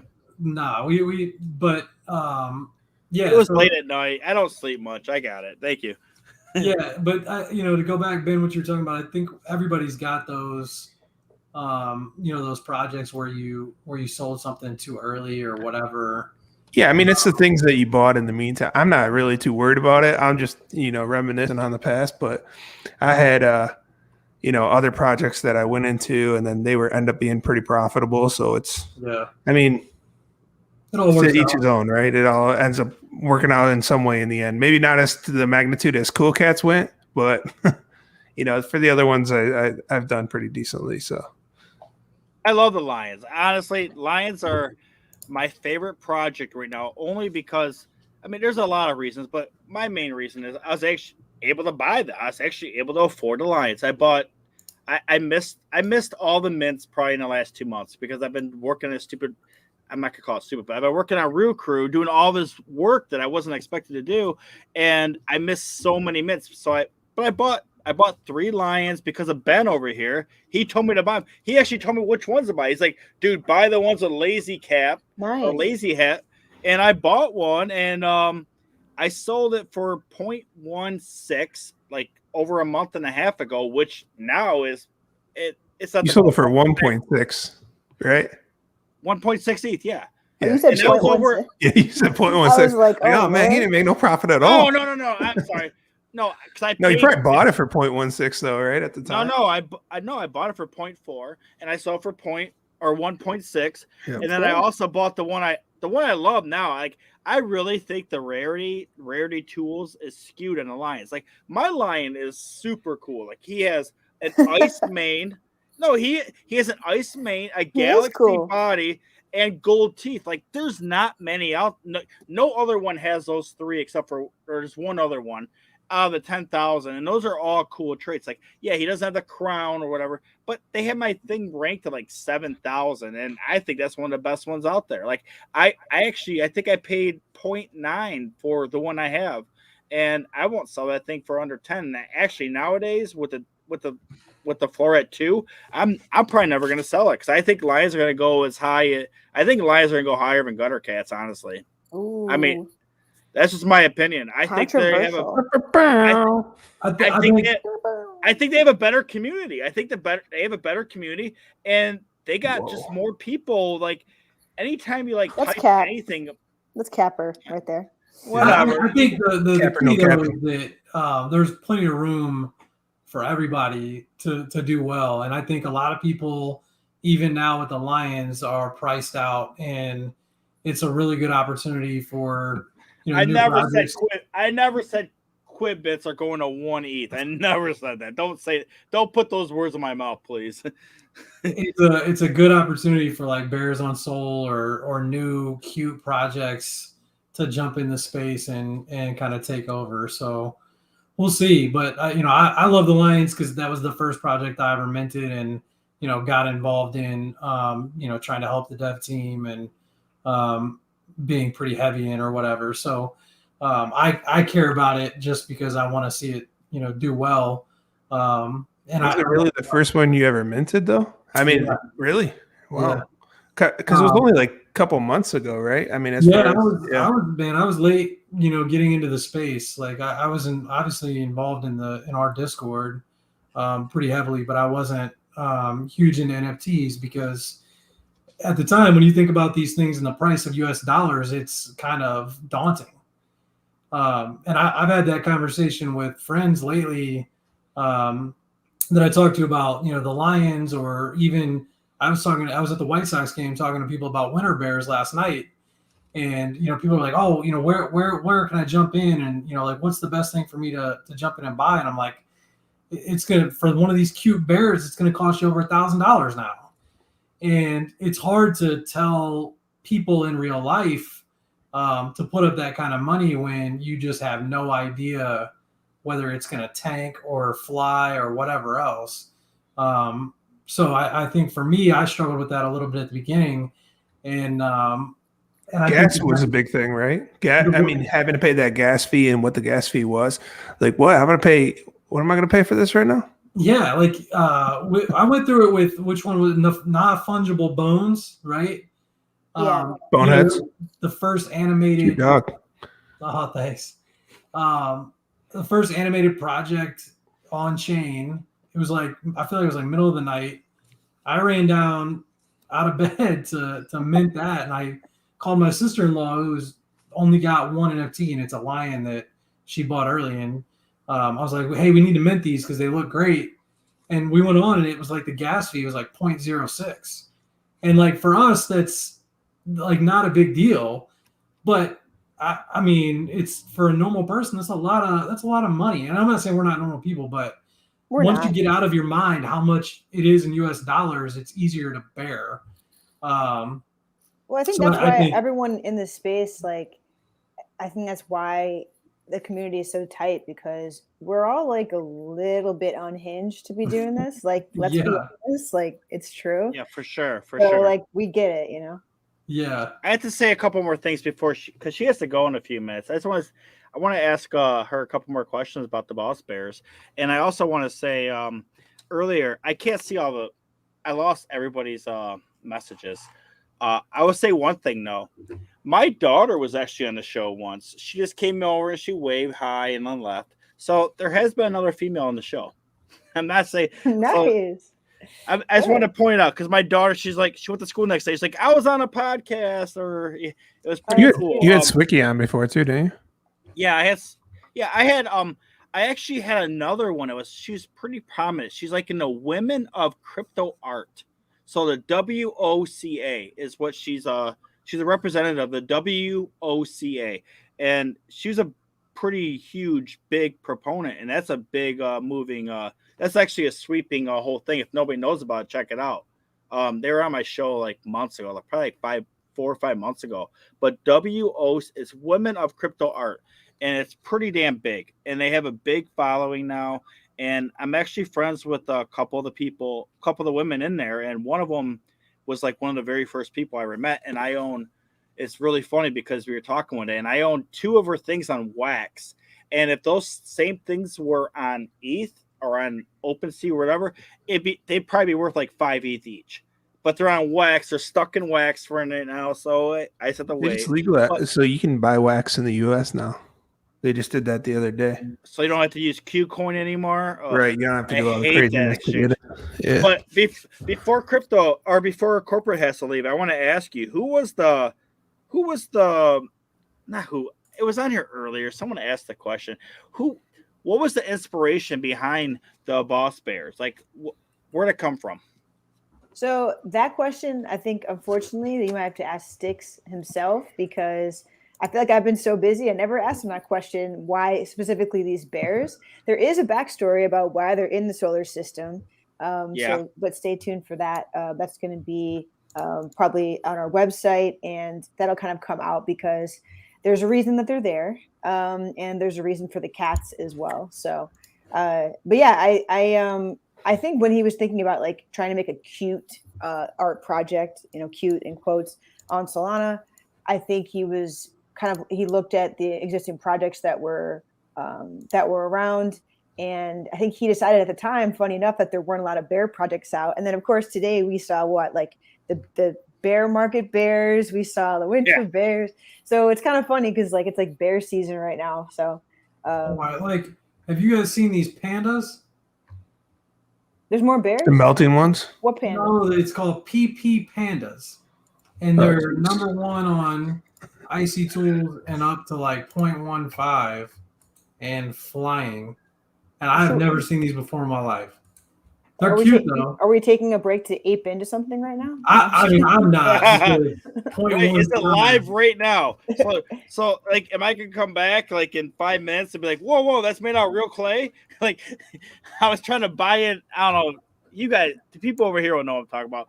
Oh my god, when I had Gobble on the show, like I was trying to buy into GOG, and like I was half listening like an asshole. I don't even know. And like I never even bought one. And then like I heard him talk about clay. I'm like, oh shit. What's this Nightbot? Like I never had that on here before. Beep, stop spamming.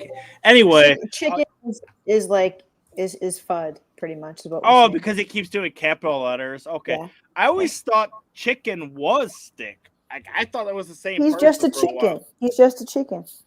I think they're the same person still, but Chicken's a sneakerhead, right? I mean, isn't he, Oh, isn't God. he basically a bot? Yeah, he is. no, he's stick, I think still. But we'll see. I never seen them in a room together, so we'll see. Just like we never seen Don't say it. Jack. Don't say it. Don't say it. Don't say it, Capra. Wait, say it. Don't say it. Expose Which one? them. I know what you're gonna say. Don't say it. I'm not gonna. What do you think I'm gonna say? The one that came up the other night about You? What? About you? I don't know what you're talking about. No, about arches. I don't know. Oh, then I'm just gonna leave it then. Oh my Arches? God. Yes, I don't- arches. Come on, you know. Oh, yeah. No, I don't bring up that kind of weird shit. No. That's between us. I don't need to say it all. No. Oh my gosh. But I will point out one thing about that is although Wade's was not in the Discord, he was still on Twitter that whole week. So that's fake. Fake news. You have anything else to say about the project before you leave corporate? I just want to say, yeah, thanks for having me on. And we're still building every day, so there's still a ton of work to do before the launch in mid-October. But we'll be sure to obviously fill you guys in on how much Solana you'll need, and any other instructions about setting up a wallet is in the Solana newbies channel in our Discord.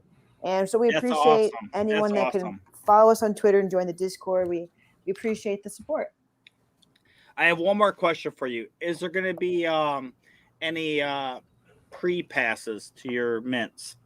Not that I know of, no, because the benefit of Solana is that there's really no gas wars. So there's not. No. I mean, like, what about us people that already own some of this stuff on ETH? Like, don't we get some kind of like pre-mint where we can go in there a day before everybody else? We might need to ask Stix about that. Maybe we can make it happen. I don't know. I'm definitely going to ask him about that. You got to get to level 27 on the Discord. Stix is chicken, so we'll ask chicken. No, he's that's what I'm saying. He is chicken. Yeah, she just said it. He's not. He's not. I don't know.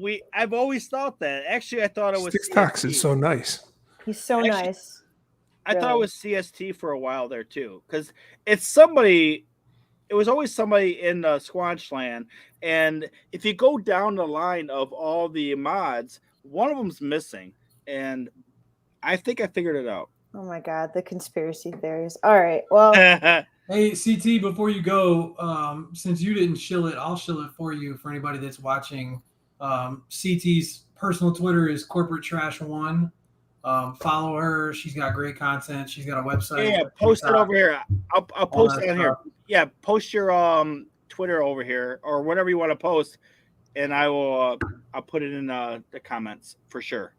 Thanks, I appreciate it. And yeah, the lawyer, I think we've made up ever since our fantasy football clash when I think you drafted people that you realize that this is the only fantasy football league I've ever done, right? In my entire life. Well, I'm still mad. Wait, did she beat you? She beat you, or you beat her? No. He took all my people, which I thought was rude, but like it is what it is. I was apparently taking all her players right before she wanted them. Oh, I hate when people do. So I was NFT got or Capper or whatever you want to be called. I was drunk at Wrigley Field because Squanch and CT told me to get blue margaritas. Yes. And I got a message saying that they were doing this league, and I left the game to do this draft, and I had no idea what I was doing. I didn't know how it was scored or what, because I've never done fantasy football. So yeah, sure. I genuinely had no idea what I was doing. So wait, which league are you in? Are you in the Dynasty League or the 14-team league? The Dynasty League. Oh, okay. Are you in a 14-team league too, or no? I'm only in that Dynasty League. That's the only fantasy football I've ever done. CT, you're in a 14-team, right? Yeah, my team is really built for like 2024. So it's not doing great this year, but like there's always the next 3 years. So It's not a cool. dynasty though. No, not the fourth. No, it is. No, I think she's only in the dynasty one. Oh, sorry. Oh, Yeah, I'm you in the both dynasty one. Oh, all Yeah. right, all right. Yeah, we're in a 14 team, and it's tough. Like, and what's really crappy is like everybody's like, oh, like they're talking like the lawyer over here, like, oh, I don't really know what I'm doing. I don't know what I'm going. And like I go on there, like I always had like a pretty high ranking in Yahoo, and you go in there. And there's 14 of us, and like 10 people are all platinum and diamond, and I'm like gold. I'm like, what I get into? It's 0.1 ETH each, so whatever. I mean, it's not. I mean, ETH wise, it's not much. It's a lot in real money, I guess. If you're going to grocery Free league. Yeah, but I'm just saying, like these guys are all sharks, man, and It's true. All right, y'all. I gotta head out, but thanks again. I really appreciate it. Nice talking to you, CT. Nice talking yes, to you. thanks for coming on. And I'm gonna post your stuff right here. And I'm sure I'll be in Squanchland in like 5 minutes. So bye. Bye. All right, hey, let's play that rap video again, or let's take a little quick break. I'm gonna go to the little men's room, and I just want to play it. I just love the damn rap. I want to hear it again. I appreciate it. Well, yeah, it's awesome, and It was great. Thanks. it is. So here we go. Right back on that ass with another episode. When we talk about NFTs, there's only one podcast to tune into. This one right here. About to spit these rhymes like a masterclass. Connect your MetaMask. Half this PFP's a trash. DNS. Do not smash. Crypto Poppy found a niche. Now he's getting cash. Rules ain't there yet. Please don't be rash. NFT got stepped on the scene. He made a splash like corporate cash. I just quit my job at DoorDash. Nice guys finished last. Stepped out of the ashes straight into the squanch land. Fungibly a new man. Alphabet, he's flyer than a fucking toucan. Ways to go from kangaroo land. Schiller, he a moon man. About to get goofy, go grab doofy, get a horse. My wife couldn't get my NFTs straight up in divorce. Fuck it, take the keys to my motherfucking porch. Trash cash, let the mad bees run the course. Squanching past the knowledge like a motherfucking torch. From the outside looking in, I just got off the porch. Go AB, go AB, go. Go AB, go AB, go. Go AB, go AB, go. Go, go, go, go. Go AB, go AB, go. Go AB, go AB, go. Go AB, go AB, go. Go, go, go, go. Go AB, go AB, go. If you didn't, now you know. Like Suki say, pump in the blow. TikTok's art is a trend to go. Plunging, no plunging, and capping, no capping. Been around the block and been running laps and been writing rhymes and been getting raps and keeping that ETH when dingling taps and snap in, snap out. I'm big on big cloud. Don't scream, don't shout. Suck the cool cat, cool with those two. What's incoming? I can't afford you. Zed had got a horse that is glue. Sneakerheads better stick to their shoes. Creatures trending, I'm not amused. Lost souls blow up, I'ma light the fuse. BG on sports, I bet I'm gonna listen. Cody and ZK, they men on a mission. The lawyer be lawyer while Bakra be fishing. What is a floor and how many minted? Am I gonna ape and I already hinted. Don't have an ape and it ain't no mystery. But these bad boys are about to make history. Fresh ass suit at the Christie's. Christie's. Go AB, go AB, go. Go AB, go AB, go. Go AB, go AB, go. Go, go, go.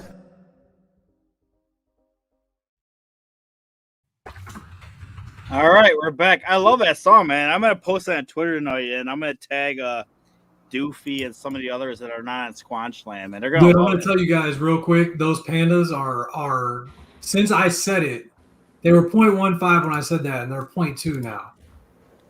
What's the pandas? There's What's only the pandas? four. I have no idea. Do your own research, all that other nonsense. But what are they? I don't even know what they are. They're just little picture. I mean, they're just little pandas. I don't even know how. Palladian or It's just a So little. what's the name? What's the project I'm gonna name? send you. I'm gonna send you the link. All right. They're just cute little PFPs, animals. They're going nuts, like everything else, I guess. Everything's going nuts right now. Like, but there's only 4,000 of them, so I think that they're moving much faster than normal. I don't know how much longer they're going to move, but I bought one. I don't know. All right, look at these little guys. 0.19 right now. Yeah, they're not really 0.19 though. Like you won't be able to buy one at 0.19. Fast gas. Oh yeah, no, you're right. They're all sold. Yeah. So the real price is 0.2. There's some on there for 0.2, but yeah, I'll probably click and it'll say error. I have no idea what they when they were dropped or anything about it. I saw them posted on Twitter. So, all right, I want to address a couple things before you guys have stuff because people brought it up in the chat earlier. I've been writing stuff down. First off, I like to say, what the hell happened today with Cart Lads? Holy shit! How the hell did they score a collab with Cool Cats? Is one thing, and then their floor right now is like, I don't even know what it is. Like I was giving these things away, like I was loaning them out to people and Squatchland. I'm like, hey, whoever wants one can have one, and I was gonna give one to a couple people. I had 3 of them, and they were listed forever for like I don't even know what the hell, like probably 2-3 months now for just a little bit more than what I paid because I never thought they were going to sell. I had them hidden in my account. Actually, they were hidden in my alt accounts. Like that's how far down the line they were. And today I sold one for 0.4 ETH. Like what the hell happened there? Like I don't even know. Like so that's just a lesson for anybody that's listening now or is gonna listen later. The weird thing about this, a lot of people listen like the next day, but yeah, these Cart Lads, like they were dead. They were dead in the water for months now, at least 2 months. And we always made jokes about it, like big jokes about it. Yeah, April 30th when he bought his. Yeah, that's when I bought mine because of you guys. Like you guys, like, hey, well, look at these cool little video game guys. April 30th, like holy shit, so long ago. And then today they got revived, and I sold one for 0.4. And it was hidden in my alt account. I totally forgot about it. The reason why I'm going to say that is somebody had a cool cat, and they're like, hey, can you borrow that to me? Or actually, I told her I'd lend them to him. So I was at my kid's volleyball game today. And I was like, yeah, when I get home, I will send it to you. And I never delisted them because they never sold. So by the time I got home, it sold for 0.4, man. I'll take that win, right? Like you have to take that win. Like that's just sick. So my point in all that is basically, even if you count something out forever and you think it's never going to make money, just keep it, man. You never know. You never know, man. I think that's what we're seeing, right? Is that people are coming back around to the projects that we all thought were dead. Crazy koalas, lambdas. There's been a couple others that have just. Oh, what's that other one? What's that other one from last night that someone was posting in Discord about? It was like, it's the crypto kitties, but they're like in a card format, and they were like, remember that last night? And I think the floor was like 2, but now they're all pumping up. It's probably gonna be like 10 by the end of the week. Were you guys? I think Wade posted it on Twitter. It's like, if you wait around long enough, somebody's going to come back around to a lot of these projects. Yeah, in the past, like I don't know why I even bothered selling things for like 0.01 or 0.02. Obviously, like nowadays, people are paying more for gas than they are to buy the thing. So obviously, it's worth something to somebody. So might as well just keep it, right, and then see what happens with it rather than sell it for so cheap. For sure. Yeah, I probably have 10 art block factories, but they're like OG factories. They're from like over a year ago. And eventually, I mean, we all saw what the curated. I think curated might be close to its tip top, but I mean, those OG factories are eventually gonna go really high. I think. I don't know. Not financial advice, but I think I would advise anybody and their mom to buy anything you can buy from anything AB that's under 0.4. Like, I don't know. That's just my opinion on that. I mean, what do you got? You guys have a differing opinion? No, not with AB, right? Yeah, It's I know. always seems always like a smart investment. Even things that seem like they're down or are going to die with AB, they always seem to revive themselves. So Yeah, I mean, it's like AB to me is basically like the fine art of NFTs. I feel mean like you have to that. go into buying anything in the first place, knowing that you may be holding it for a while. If you buy something in our blocks, like it's not a one. I mean, some of this stuff has been, but like if you go into it, planning on it being a longer hold, then you're not gonna do something stupid with it. But Yeah, I vault everything art. Anything that's like true art, I just vault and I don't sell. I just kind of like just store it away and forget about it. Like that's what I did with all of my Pranksy stuff. The NFT boxes, I have I have them all except for the last 2 keys, I think. But I'm gonna buy the last 2 keys probably this week just because I want that end of the year one. Because I really think I don't know Pranksy personally, and I know Carlino. Yeah, Carlino. What's his name? You guys know him. Carlini, I don't know how you Carlini. pronounce it. I don't know how you Yeah, pronounce it. I can't pronounce it. Yeah, it's like trying to say Crystal's name. Like I don't know. I just call him Chris. So Carly, yeah, the same thing with that. I mean, he left the project and now it's just Pranksy. And I know Pranksy did those Pranksy rocks that he kind of just burned the rest because he didn't want to deal with it anymore. But I think he has to make a big splash at the end of the year. So I know his Genesis box was the best because I had Cody on it, and Cody was the curator, and he handpicked all the artists for it. And then what happened was the next February box, someone from that box they picked everybody, and then they picked everybody, and it kind of watered down a little bit. But that I have every single one from that first Genesis box, and I have all the keys, and I have all the boxes all the way up till I think July. well, So I'm gonna. he had fuck render for one of the recent ones, right? Oh, did he? Yeah, I Yeah. haven't followed it. I buy everything on secondary because what happens is these people they get impatient and they sell it so cheap. I bought so much stuff so cheap. I even bought a lot of money.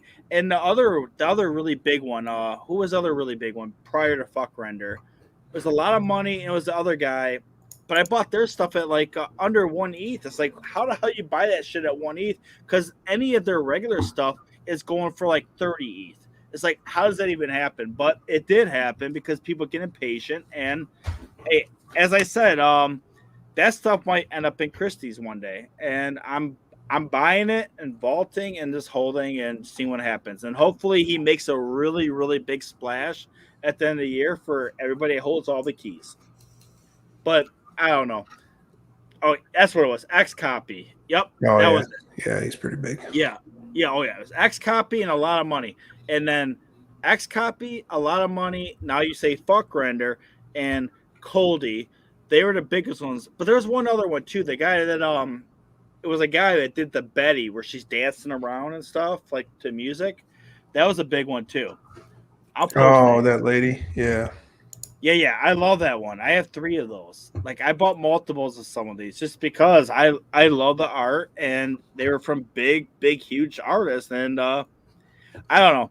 Maybe he doesn't do anything with it, but I don't think he's gonna go down like that. I think he's gonna make a big splash in the year. The other thing I wanted to talk about was milk. Can someone here explain what milk is to the cool cats? I'm not. You guys know? I'm in the Bears, man. That's a poor man's cool cat. I can't afford a cool cat. Yeah, it's the cool cats. I mean, I don't have any cool cats, but with the cool cats, I guess the milk money is going to be a utility of Genesis cool cats. So each person is going to get a set amount of tokens with their cool cat, and it's going to have real life value. Kind of All right, like well, bananas have value for those Genesis Kongs.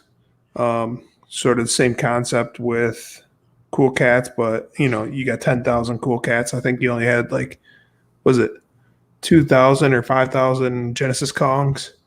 So I mean, we'll see where the value goes there, but obviously, right now it's looking like it's going to be pretty high because the floor on Cool Cats was, last time I looked at it, was like 10, right? 10 ETH. Yeah, Yeah.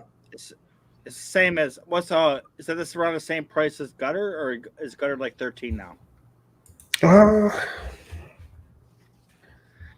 it up. So, well, that doesn't matter. I do have a question about Gutter Cats. Like, remember? Yeah, they're only 5.5. What's 5.5? The Gutter Cats. Oh, Cool Cats is higher. Holy shit! Yeah. I did not. Cool Wow. Cats went nuts when the milk stuff got announced.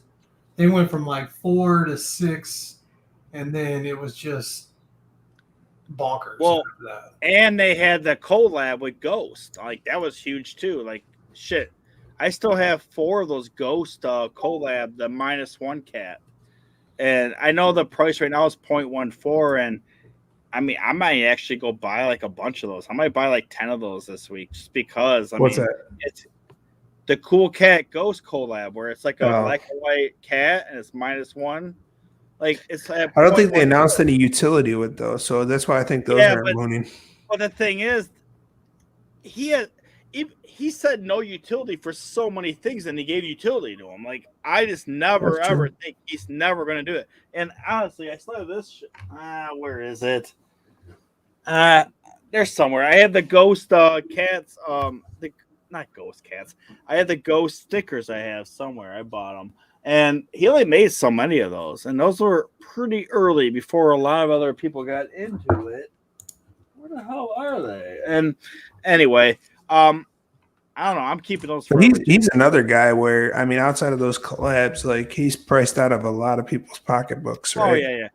But he does a lot of other things where you can buy in. Like, he did those Zodiacs, and he does the memes, like the salt. Remember the salt? You could buy that thing cheap. But the thing is, you have to be in this Discord, and you have to have, like, pretty much for him, you have to have your announcements on to your phone, so they notify you on your phone immediately, because you have to be like a top like 50 people, and you have to put the right bid in. I don't know. I really don't have too much to talk about. I want to show this real quick because I love this. I said to show you guys this in case you guys don't know it. I love it. This is one of the. I think it's from the Genesis box of the. I'm sorry. I'm trying to read. It's called Dancing Daphne. Here we go. I love it. There's music too. Oh, here we go.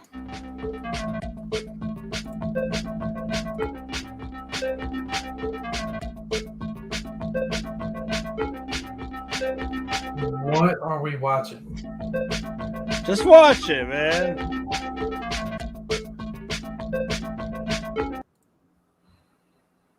It doesn't do it for me, man.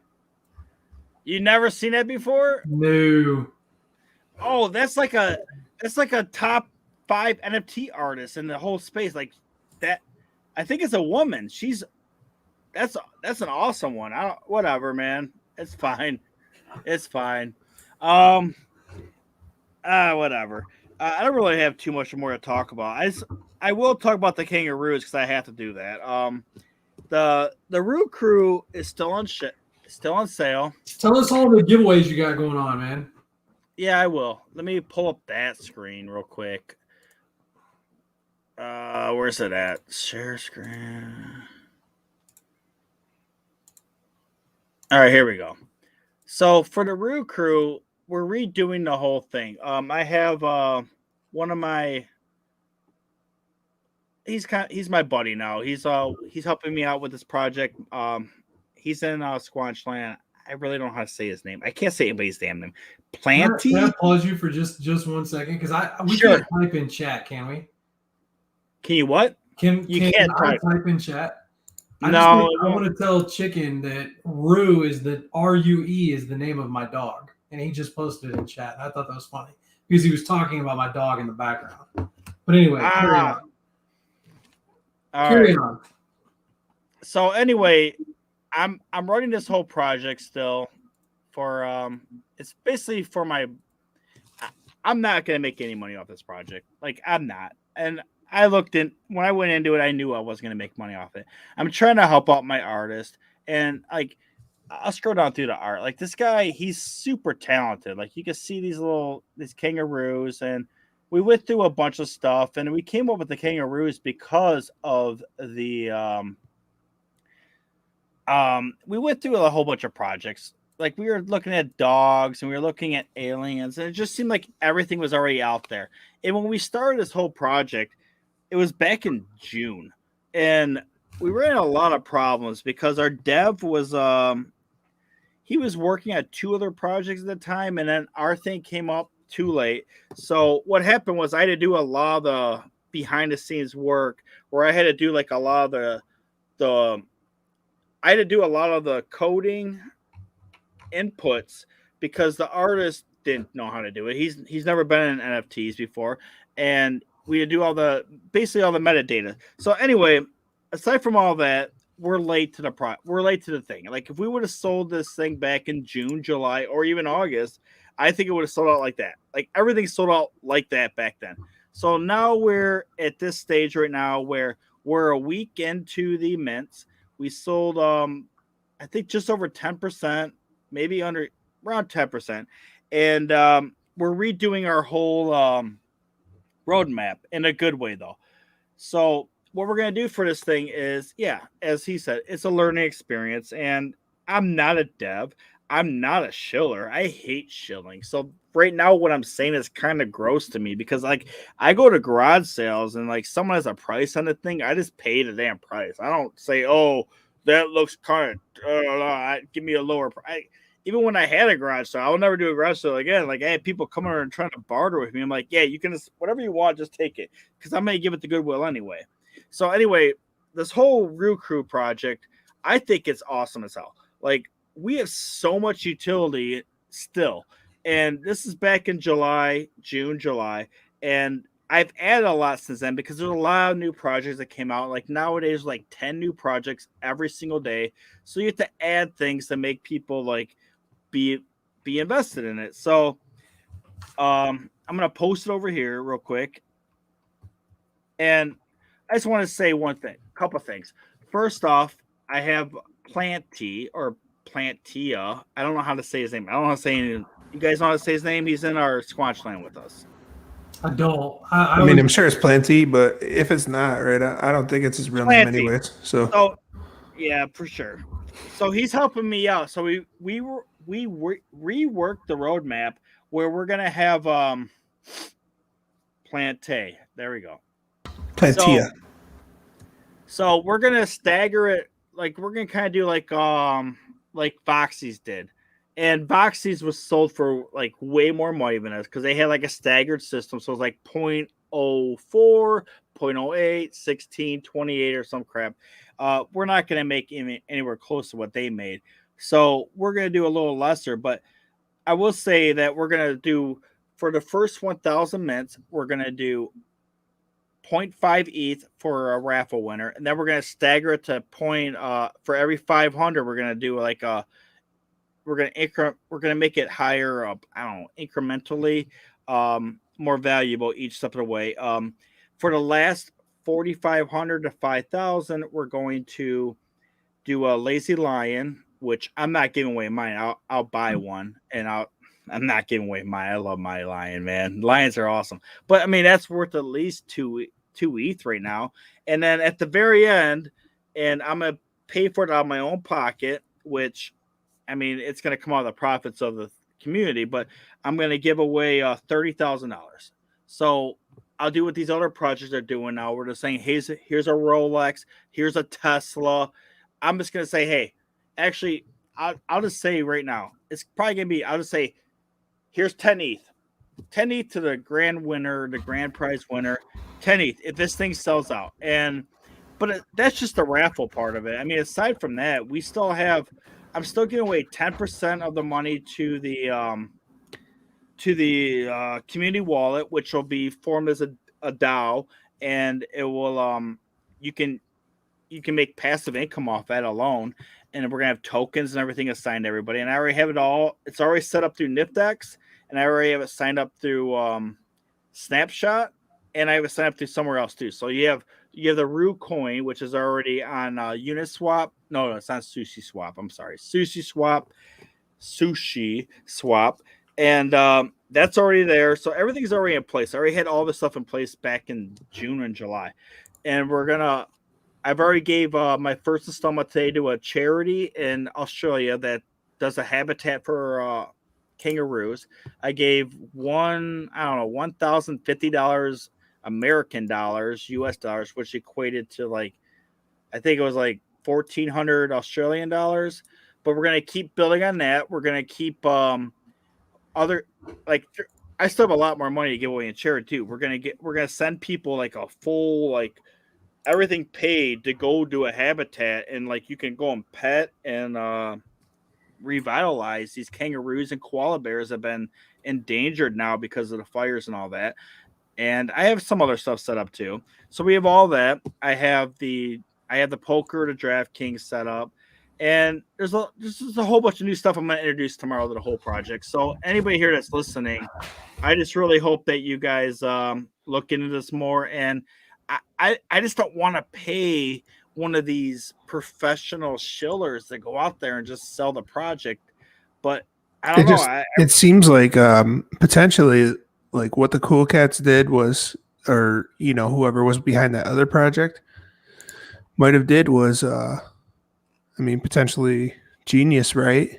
I mean, they literally brought one of the NFTs back from the dead, right? Partnering with an NFT that was largely successful. I don't know if the potential's there, where you could do something like that with your project as well, right? Where you have to hold a Rue plus, Lazy Lion to mint X NFT. Yeah, I'm looking at anything. I mean, honestly, anybody can always DM me, and I have a lot of people in the community. I have a pretty good community built back up. Back in July, I had a community of I built this whole community from Discord up to 800 people in probably 6-7 days. And it was real people. It wasn't all bots and all that crap. It was real people that are really big into it. But the thing is, it got delayed, and now we're looking at versus back then it was 2 or 3 projects a day. Now we're looking at 10 to 20 projects a day. So I just need to revitalize it, and I just want to. I have the program. I have this show. I have to introduce it. I have to. And I'm working with other people, and I'm going to bring it back. And I just want to, anybody here that's listening from Rue Crew, just know that I am your number one cheerleader, and I'm never going to stop giving up because, hey, I started this whole thing to help out my buddy who's pretty much my best friend. We were college roommates, and I'm not even going to take a profit. If it comes to the very end, shit, I'll just keep pushing more giveaways into this thing until it's sold out. That's what I'm saying. So right now we're looking at $30,000 in either ETH, a Tesla, whatever the hell you want. So that's going to be the top prize. You're going to get a Lazy Lion, and there's going to be a whole new laundry list of giveaways for tomorrow.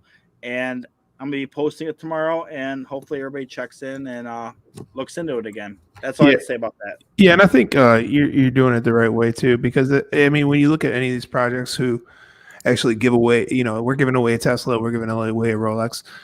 When you look at the end of the day, when the giveaway finally happens, they give them the amount of ETH that is worth, and they, it's not like they're really giving them a Tesla or, you know what I mean? No, for sure. Now, I'm going to post on a webpage that you can choose. You can choose to take the ETH, or you can choose the prize. And I'm also going to do, here's a big thing, which I think distinguishes it, because I don't trust a lot of these people that say they're going to give away something, and they could give it away to their buddy or whoever. I'm going to do this shit online, and it'll be all live. I even put a damn TV behind me so everybody can see the damn thing. And I will go ahead and I'll do the random generator, and I'll put all the names in there, and you guys can all watch it happen in real time, because I don't trust a lot of these projects that they say, oh, we're going to give away this. And then they show a video and you look at it and it's recorded 3 hours ago. It's dude, you could you could have kept clicking redo until you got your person, right? We got to get that marbles game working because that thing's legit. I'm just gonna throw this out there. I'm Capper. I'm gonna post this in the private chat. This is a lion that's basically at the floor, and it's one of the best ones visually I've seen at the floor in a long time. Ooh, I like that one. I think if you get the lion, right? I'm not telling you to buy this one right now, but I think if you get the lion and you start getting that community involved early, that you're doing this giveaway for mentors, you're gonna get that. I mean, I say that it's my community, right? I mean it. But they take care of people that are involved in the community also, and holders and whatever else. So I think you'd see a lot of social media traction, even if it's not from people that are buying the ruse to get in the giveaway.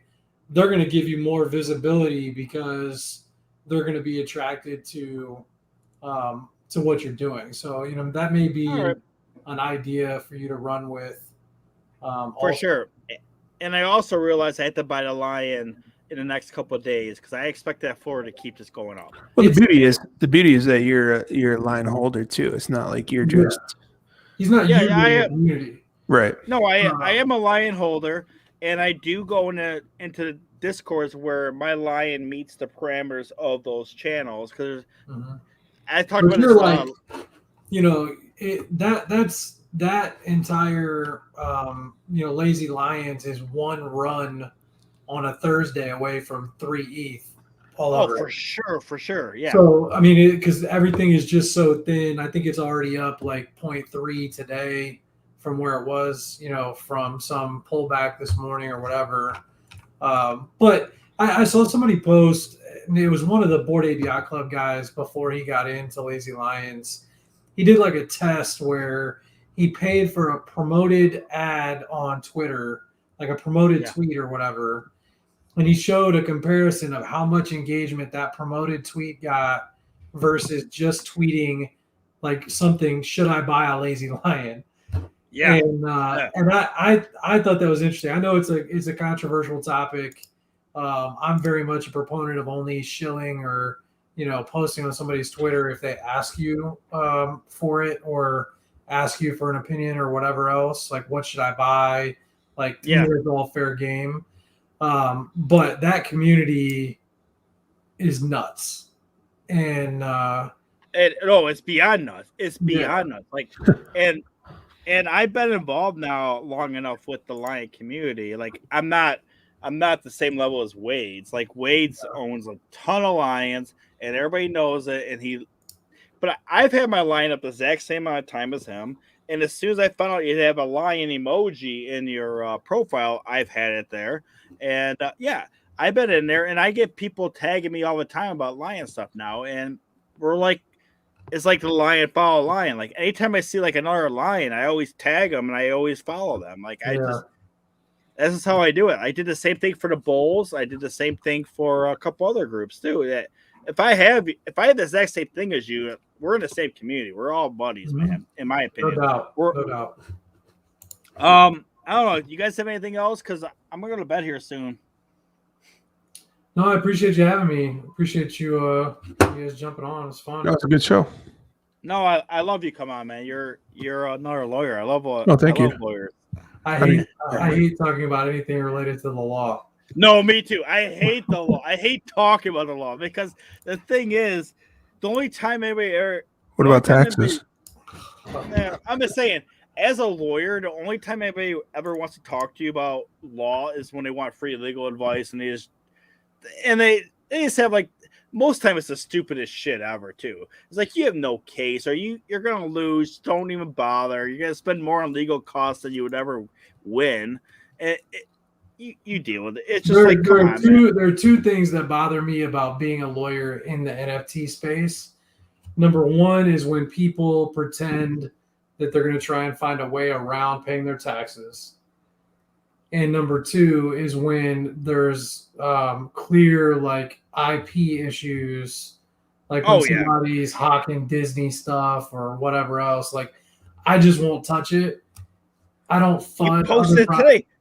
Yeah, but like, I mean, you probably saved me from minting that whatever that crap was the other day. Yeah. Somebody was saying, hey, this is a good project, blah blah blah.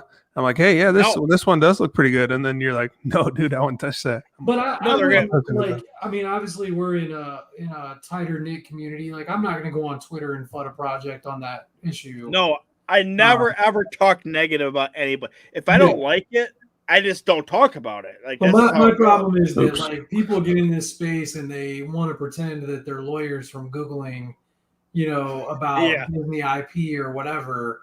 And I've lived that stuff. So, it's nice to be able to tell friends and people that we're close with to stay away or whatever.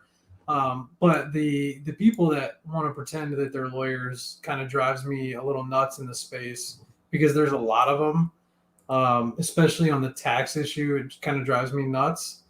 But I think everybody would agree that NFTs are kind of a way to escape from our in real life nonsense and our jobs and stuff like that. So I'm just like anybody else. I like to get away from it.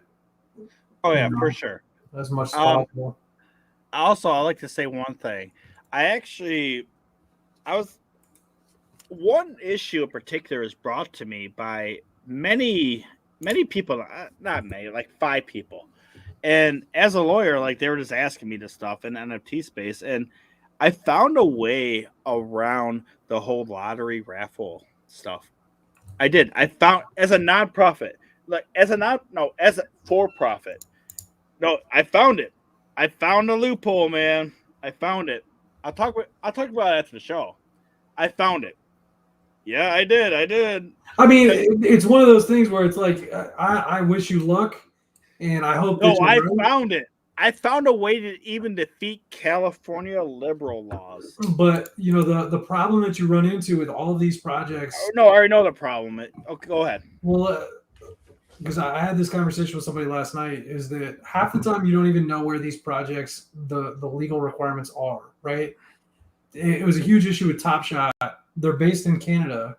They've already been sued in a class action in the United States. Yes. The Lazy Lions were developed in Australia. The dev team is in Australia. They have stricter securities regulations in Australia than they do in the United States, arguably. But it's like, where are you even? What law are you going to even apply for a lottery? Well, no, answering that question is so convoluted in and of itself that I'm just like, if it's anything questionable, like I think it was Floaties was the name of the project, Ben, that we were talking about the other day with the Disney stuff. Mm-hmm. Like I wish it luck. I hope it has great success, and I hope it's perfectly legal, and I hope everybody makes a lot of money. But I'm not touching it. Just it's the same with any lottery thing like that. Like, I'm talking about the rat lottery or whatever hell that somebody brought it up. The lottery for the rats, where it's like $1 million rat lottery, where basically it was a raffle. But the thing is, there's also a difference between subject matter and personal jurisdiction too. So although they have subject matter jurisdiction, can they really get personal jurisdiction on you if you're not even in the country? No, they'll never get you. So you don't have to worry about that, because you don't have a headquarters. You said it was the $1 million rat. That's the same thing. That's the same thing that people say about taxes, right? It's that, they're never going to be able to enforce it. And it's like, that's fine if you want to play that game. I'm never playing that. No, if you want to play that game, but if you ever want to go to California and they get you in a plane flying overhead, we all had that personal matter jurisdiction question in law school, where they like serve somebody in a plane going over the state, and they're like, "Oh, we got you. You were in our atmosphere. We served you." But the thing about it is, I found a loophole for a pro-profit entity doing a raffle. I did find it. Well, good luck to you. I hope it's a great success. Well, the thing is, but the other big burden that comes into mind is, although it's illegal, you're still going to spend a shitload of money defending your legal defense. So, I mean, is that worth it? Because, you'll spend more money on attorneys to win, And then what happens at the end? You don't get any money back. You just won your suit. And what happens then? But Yeah. I don't know. I'm looking into another project with a couple guys where I'm just going to be like the legal person. But we're going to do it monthly raffles, man. Monthly scratch off tickets. Good luck, What do you man. think about it? What do you think, though, man? You don't like it? I hope it's a great success, but like I don't touch anything that one day could just magically disappear from my wallet. So if it would never do that. No, you move it to all your other wallets. Come on. What I'm saying is like if I know. If somebody comes to OpenSea and says, I think this is copyright infringement or whatever. It happened with the Fidenza style stuff, right? Glitched Fidenza or whatever. It also happened with that PP. Yeah, you're paying half an ETH and you're gonna wake up tomorrow and it's gonna be gone. If there's we're talking about raffles. We're talking about raffles, not copyright. Okay. The point is, whether it's copyright, legal issues, or whatever, if there is any chance in my mind, even a 1% chance that OpenSea is going to get an email from somebody saying take it down, and they're going to take it down, I don't want to be a part of it. That's just my. I get that because I'm too risk averse on stuff like that. No, wait, that's you. That's you. That's what I'm saying. I think it could be a great success, and I hope it is. Let me just spitball this out to you then. Okay, let's say we have a monthly lottery system, pretty much, and you buy a lottery ticket for 0.05 ETH.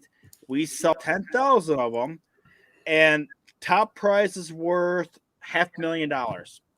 You're not involved. You're just gonna be like, nope. I'm just wondering. If you offered it to me for $10, I wouldn't touch it. All right. Well, that's just me personally, and it's I get that, but I'm saying this $1 million rat.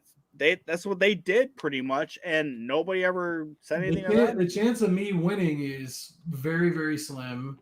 Well, no, you have to buy more than one. Then we'll sell you like 100. Well, okay, then losing my $1,000 or whatever is very. Well, no, but there's other prizes too. It's just like a regular scratch-off ticket when you go to your party store. And scratch-off tickets are losers. A lot of them will be losers, yes. But it's just like the history behind lotteries in the United States is not good, right? It's a terrible economic burden on people and the people that it attracts. And so for me, it just wouldn't be my thing. I think a lot of people would probably. That's what a lot of this space is, though, right? I mean, when you're minting, when you're minting, you're hoping for that lotto ticket. Yeah, I think a lot of like the big wins that we see of people online and in our Discord are people that hit, they mint 20 and they hit a really rare one, right? Yeah. I don't take that approach, and I'm just not there. I meant like if you had the money though, right? I mean, if you had the money in there, you probably do it though. Yeah, right? but the reason like with the Bears, right? Let's just use it because it was my last mint. Let's use that as an example. Winter Bears. Yeah, the Winter Bears. If I had the bankroll and the gas wasn't nuts and everything else, and I could have minted 30, I would have minted 30. But it's not because of the hope for a rare. It's because to me, the floor is going to be that I'm going to double my money quickly. Well, no, it's the same thing, though, man. It's the same thing, but in a different way. You're still rolling the dice that it's going to be a hit project, right? You're still gambling. Sure, but gambling on the floor of a project is far different than gambling for. It's just like DraftKings. Zero none. Yeah. Like if I go and play DFS, where it's incredibly top heavy, you're not playing for 50th place, right? Where you just double your money. You're playing for the 100K or whatever else. I play in NFTs for the lower, the floor being doubled. Oh, I don't. That's my. I'm opposite. I like more of a guaranteed return than playing the mint lottery or whatever. All right, Mr. Lawyer. I'll give you a free mint of these, and I'll tell you what. I'm actually after I get off this, I have a conference call with another guy, a dev that's actually going to create this whole thing for me. So, are you familiar with the dream loops? Yeah. You remember how those worked, where it was all flashy, and then you unwrapped it, and then you saw what you got. So you had to actually click unwrap. That's how these lottery tickets or raffle tickets are going to work. So you click it. If you want to unwrap it, you click it, and then you see what your prize is. But here's the loophole. You ready to hear the big loophole? I know Zachary is. He was. The loophole is you have to give the people that never put any money into it a chance to win.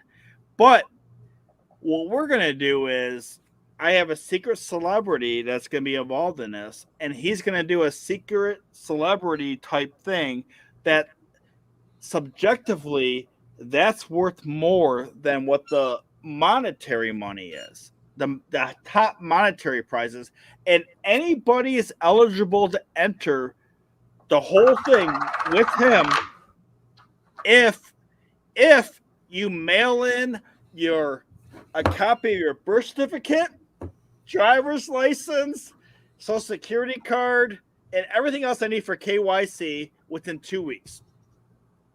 That's the loophole. Who the fuck's gonna mail in all that shit? But if they do, they're good. They can enter. But if they don't, they're not. They have 2 weeks to do it because it's a monthly thing.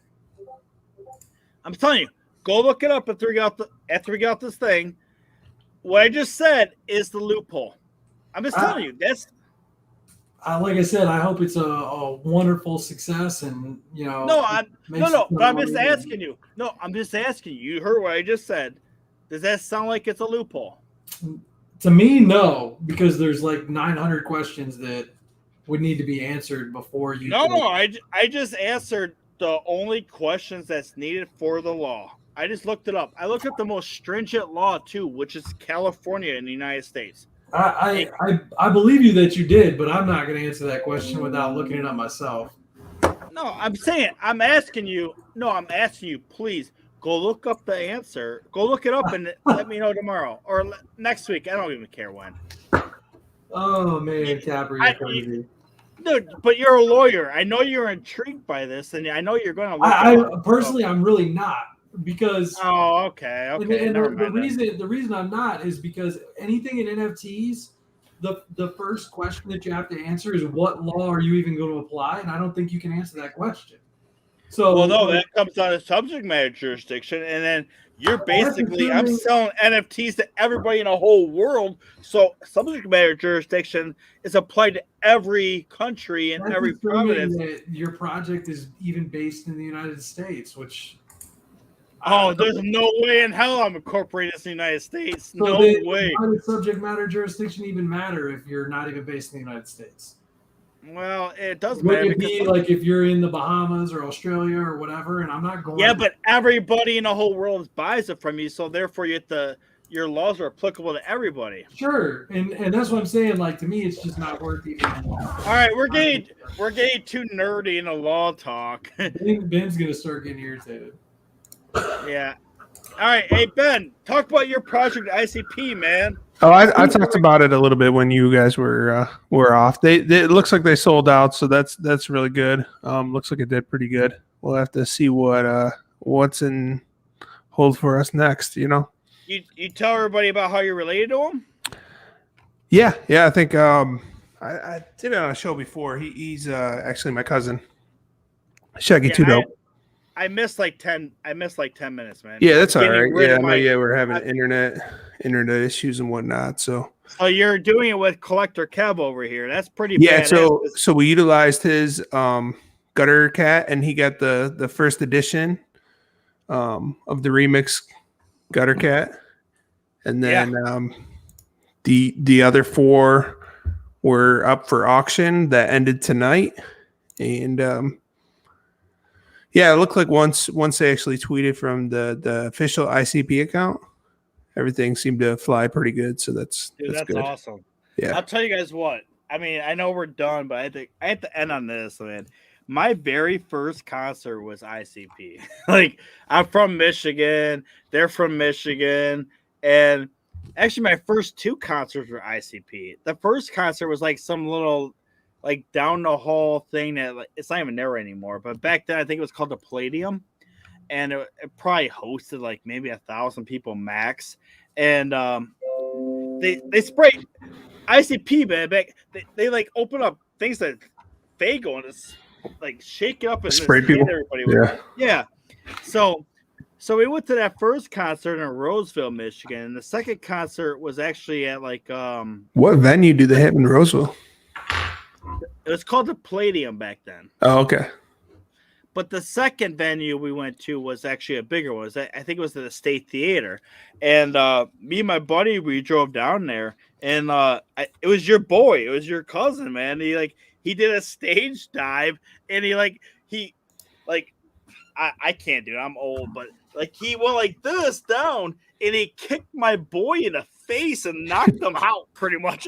Like he was knocked out. And like as he got up, he was all sprayed down with Coke and Fago or whatever it is called. And he was all like sticky and shit the whole night because like they sprayed him. Then he kicked him and he fell on the ground. His whole back and front were both all sticky. And I'll tell you what, that was his best night of his whole life, man. He had a blast because he's like, I got kicked by that guy. I got kicked by Too Dope. It was awesome, man. So, hey, That's cool. I want to meet this guy. I actually want to meet him. Like, does he have tattoos or is that shit just makeup? No, I mean it's just makeup that he wears. I mean he's got some tattoos on his neck and stuff, but No, but not on his face. no, not on his face. No, dude, I could probably sing like probably like 10 of their songs still, dude. Like that was our band back when I was in middle school, dude. Like that's how old I am. I'm aging myself, but shit, I love those guys, man. All right, the lawyer. Before we go, you had a project too, right? The how's that? Did you sell out? X's and O's? Yeah, man. I'm working on the next drop and trying to do more NBA stuff. It's still a minimalist art project. All right, post it over here. I'll put it down here. Actually, both you guys post your stuff here, man. Let's put this out there because you guys can't do it yourself. I'll do it. I mean, yeah, like I said, there's. Well, I'm saying people are gonna watch this. Like everybody always watches this stuff in the next couple of days. Like I know there's only like 6 people watching right now, but I always have like 100 people watching this stuff the next day. So just post your stuff here. Computer's all messed up, but it's X's and O's NFT. Well, you have to put it in. You have to put it in there so people know. I can't because my computer's all jacked up right now for some reason. But you want me to go? I'll go to it. You want me to go? I have some of them. Yeah, if you could. For some reason, my computer's freezing. Yeah, I'll go find it. It's Spider 2Y Banana, right? That's you. Yeah. Yeah, I love this one only because at the end it says something really funny. I forget what it said, but what did it say at the end? Bro, taking profits. Very unique for this space, right? Where's this Nightbot thing? This thing's terrible. It's supposed to do the giveaways. I don't know what else it's doing, but it was only supposed to be here to do the giveaways because like I could basically say like I didn't do a giveaway tonight. I'll do a giveaway next week. Basically, what I can do is I can say, type in this word, and Nightbot will pick a winner for me. So I don't have to do anything else. It picks the winner for me. It's like the giveaway bot in the Discords. Okay. Yeah, I just posted them both in the private chat so that you can. I'll post them all. Just give me a second before we leave because if I don't, it looks won't like show up there. Yeah. What's that? Do you have them both? Yeah, I put them both in there. It looks like you put X's and O's up though, so you have that one. No, I put his first. Yeah. Yep. Because he's done. I went to that site. Let's see this last one. Copy link. Looks like the other one's up too. I don't know. All right. No, I put 2 of yours and 1 of his. I put that works. I mean, like I said, his had already sold out. Oh, I picked it up. Wait, did I do it right? Yeah, I did a private chat. No, it's in the comments. I see them both. Hey, Laura, did I put yours in there? Yeah, they're both in there. Appreciate it, man. Yeah, oh yeah, and also, Laura, Oh, you're more welcome to come back on next week. I believe next week we're going to have like the more the merrier to me. I'm going to actually go out. Like I haven't had the time to do it recently, but I'm going to go out and I'm going to get some leaders, or I don't even know what you call them, devs of the projects, of the new projects, of the trending projects to come on. And you're welcome to come on. I'm going to get Thong's going to come on, and so is Kev D. Cool. So us 5, and I think I have 10 people in here. So we'll just talk it out with these people, and just we'll pound them in the ground and make them give us giveaways. No, I'm just kidding. You should probably have your artist on too at one point. I know you had him on Crypto Poppy's show. Yeah, I'll have him on too. Yeah, he's been busy, man. The guy, as I said, like the whole reason why I did this whole project was to basically alleviate him of the dude's working 4 jobs. Like he's walking like door to door selling solar power panels to people and shit. Like he's way too talented for that, especially now with this explosion in NFT art. So as soon as he started telling me this crap, I had to help him out. So as I said, I'm not gonna get into the money and shit, but I'm still down. I'm down money, and I don't even care. I'm gonna keep chilling. It's gonna happen. Stay positive. Oh yeah, I'm gonna stay positive. I'm gonna keep grinding, man. I'm gonna keep grinding for him. That's all I got. Wait, Jesus. All right, fellas. Hey, I really appreciate it. All right, guys. Have a good night. You too. Good night. Talk soon. Hey, Zach. Yep. Hey, Zachary Hoover. Yes, we do it every week at the same time, Wednesdays at 9 p.m. And hey, Zachary, if you haven't been here earlier, I'm going to play this guy's rap again, and we're going to go out. Bye-bye.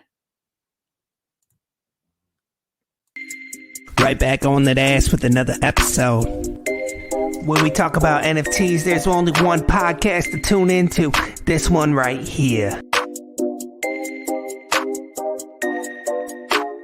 About to spit these rhymes like a masterclass. Connect your MetaMask. Half these PFPs are trash. DNS, do not smash. Crypto Poppy found a niche. Now he's getting cash. Rules ain't there yet. Please don't be rash. NFT got stepped on the scene. He made a splash like corporate cash. I just quit my job at DoorDash. Nice guys finished last. Stepped out of the ashes straight into the squanch land. Fungibly a new man. Alphabet, he's flyer than a fucking toucan. Ways to go from kangaroo land. Schiller, he a moon man. About to get goofy, go grab doofy, get a horse. My wife couldn't get my NFTs, straight up in divorce. Fuck it, take the keys to my motherfucking porch. Trash cash, let the mad bees run the course. Squanching past the knowledge like a motherfucking torch. From the outside looking in, I just got off the porch. Go AB, go AB, go. Go AB, go AB, go. Go AB, go AB, go. Go, go, go, go. Go AB, go AB, go. Go AB, go AB, go. Go AB, go AB, go. Go, go, go, go. Go AB, go AB, go. If you didn't, now you know. Like Suki's a pump in the blow. TikTok's art is a trend to go. Plunging, no plunging, and capping, no capping. Been around the block and been running laps and been writing rhymes and been getting raps and keeping that ETH when dingling taps and snap in, snap out. I'm big on big cloud. Don't scream, don't shout. Suck the cool cat, cool those two. What's incoming? I can't afford you. Zed had got a horse that is glue. Sneakerheads better stick to their shoes. Creatures trending, I'm not a muse. Lost souls blow up, I'ma light the fuse. BG on sports, I bet I'm gon' listen. Cody and ZK, they men on a mission. The lawyer be lawyer while Bakra be fishing. What is a floor and how many minted? Am I gon' ape and I already hinted. Don't have an ape and it ain't no mystery. But these bad boys about to make history. Fresh ass suit at the Christie's. Christie's. Go AB, go AB, go. Go AB, go AB, go. Go AB, go AB, go. Go, go, go.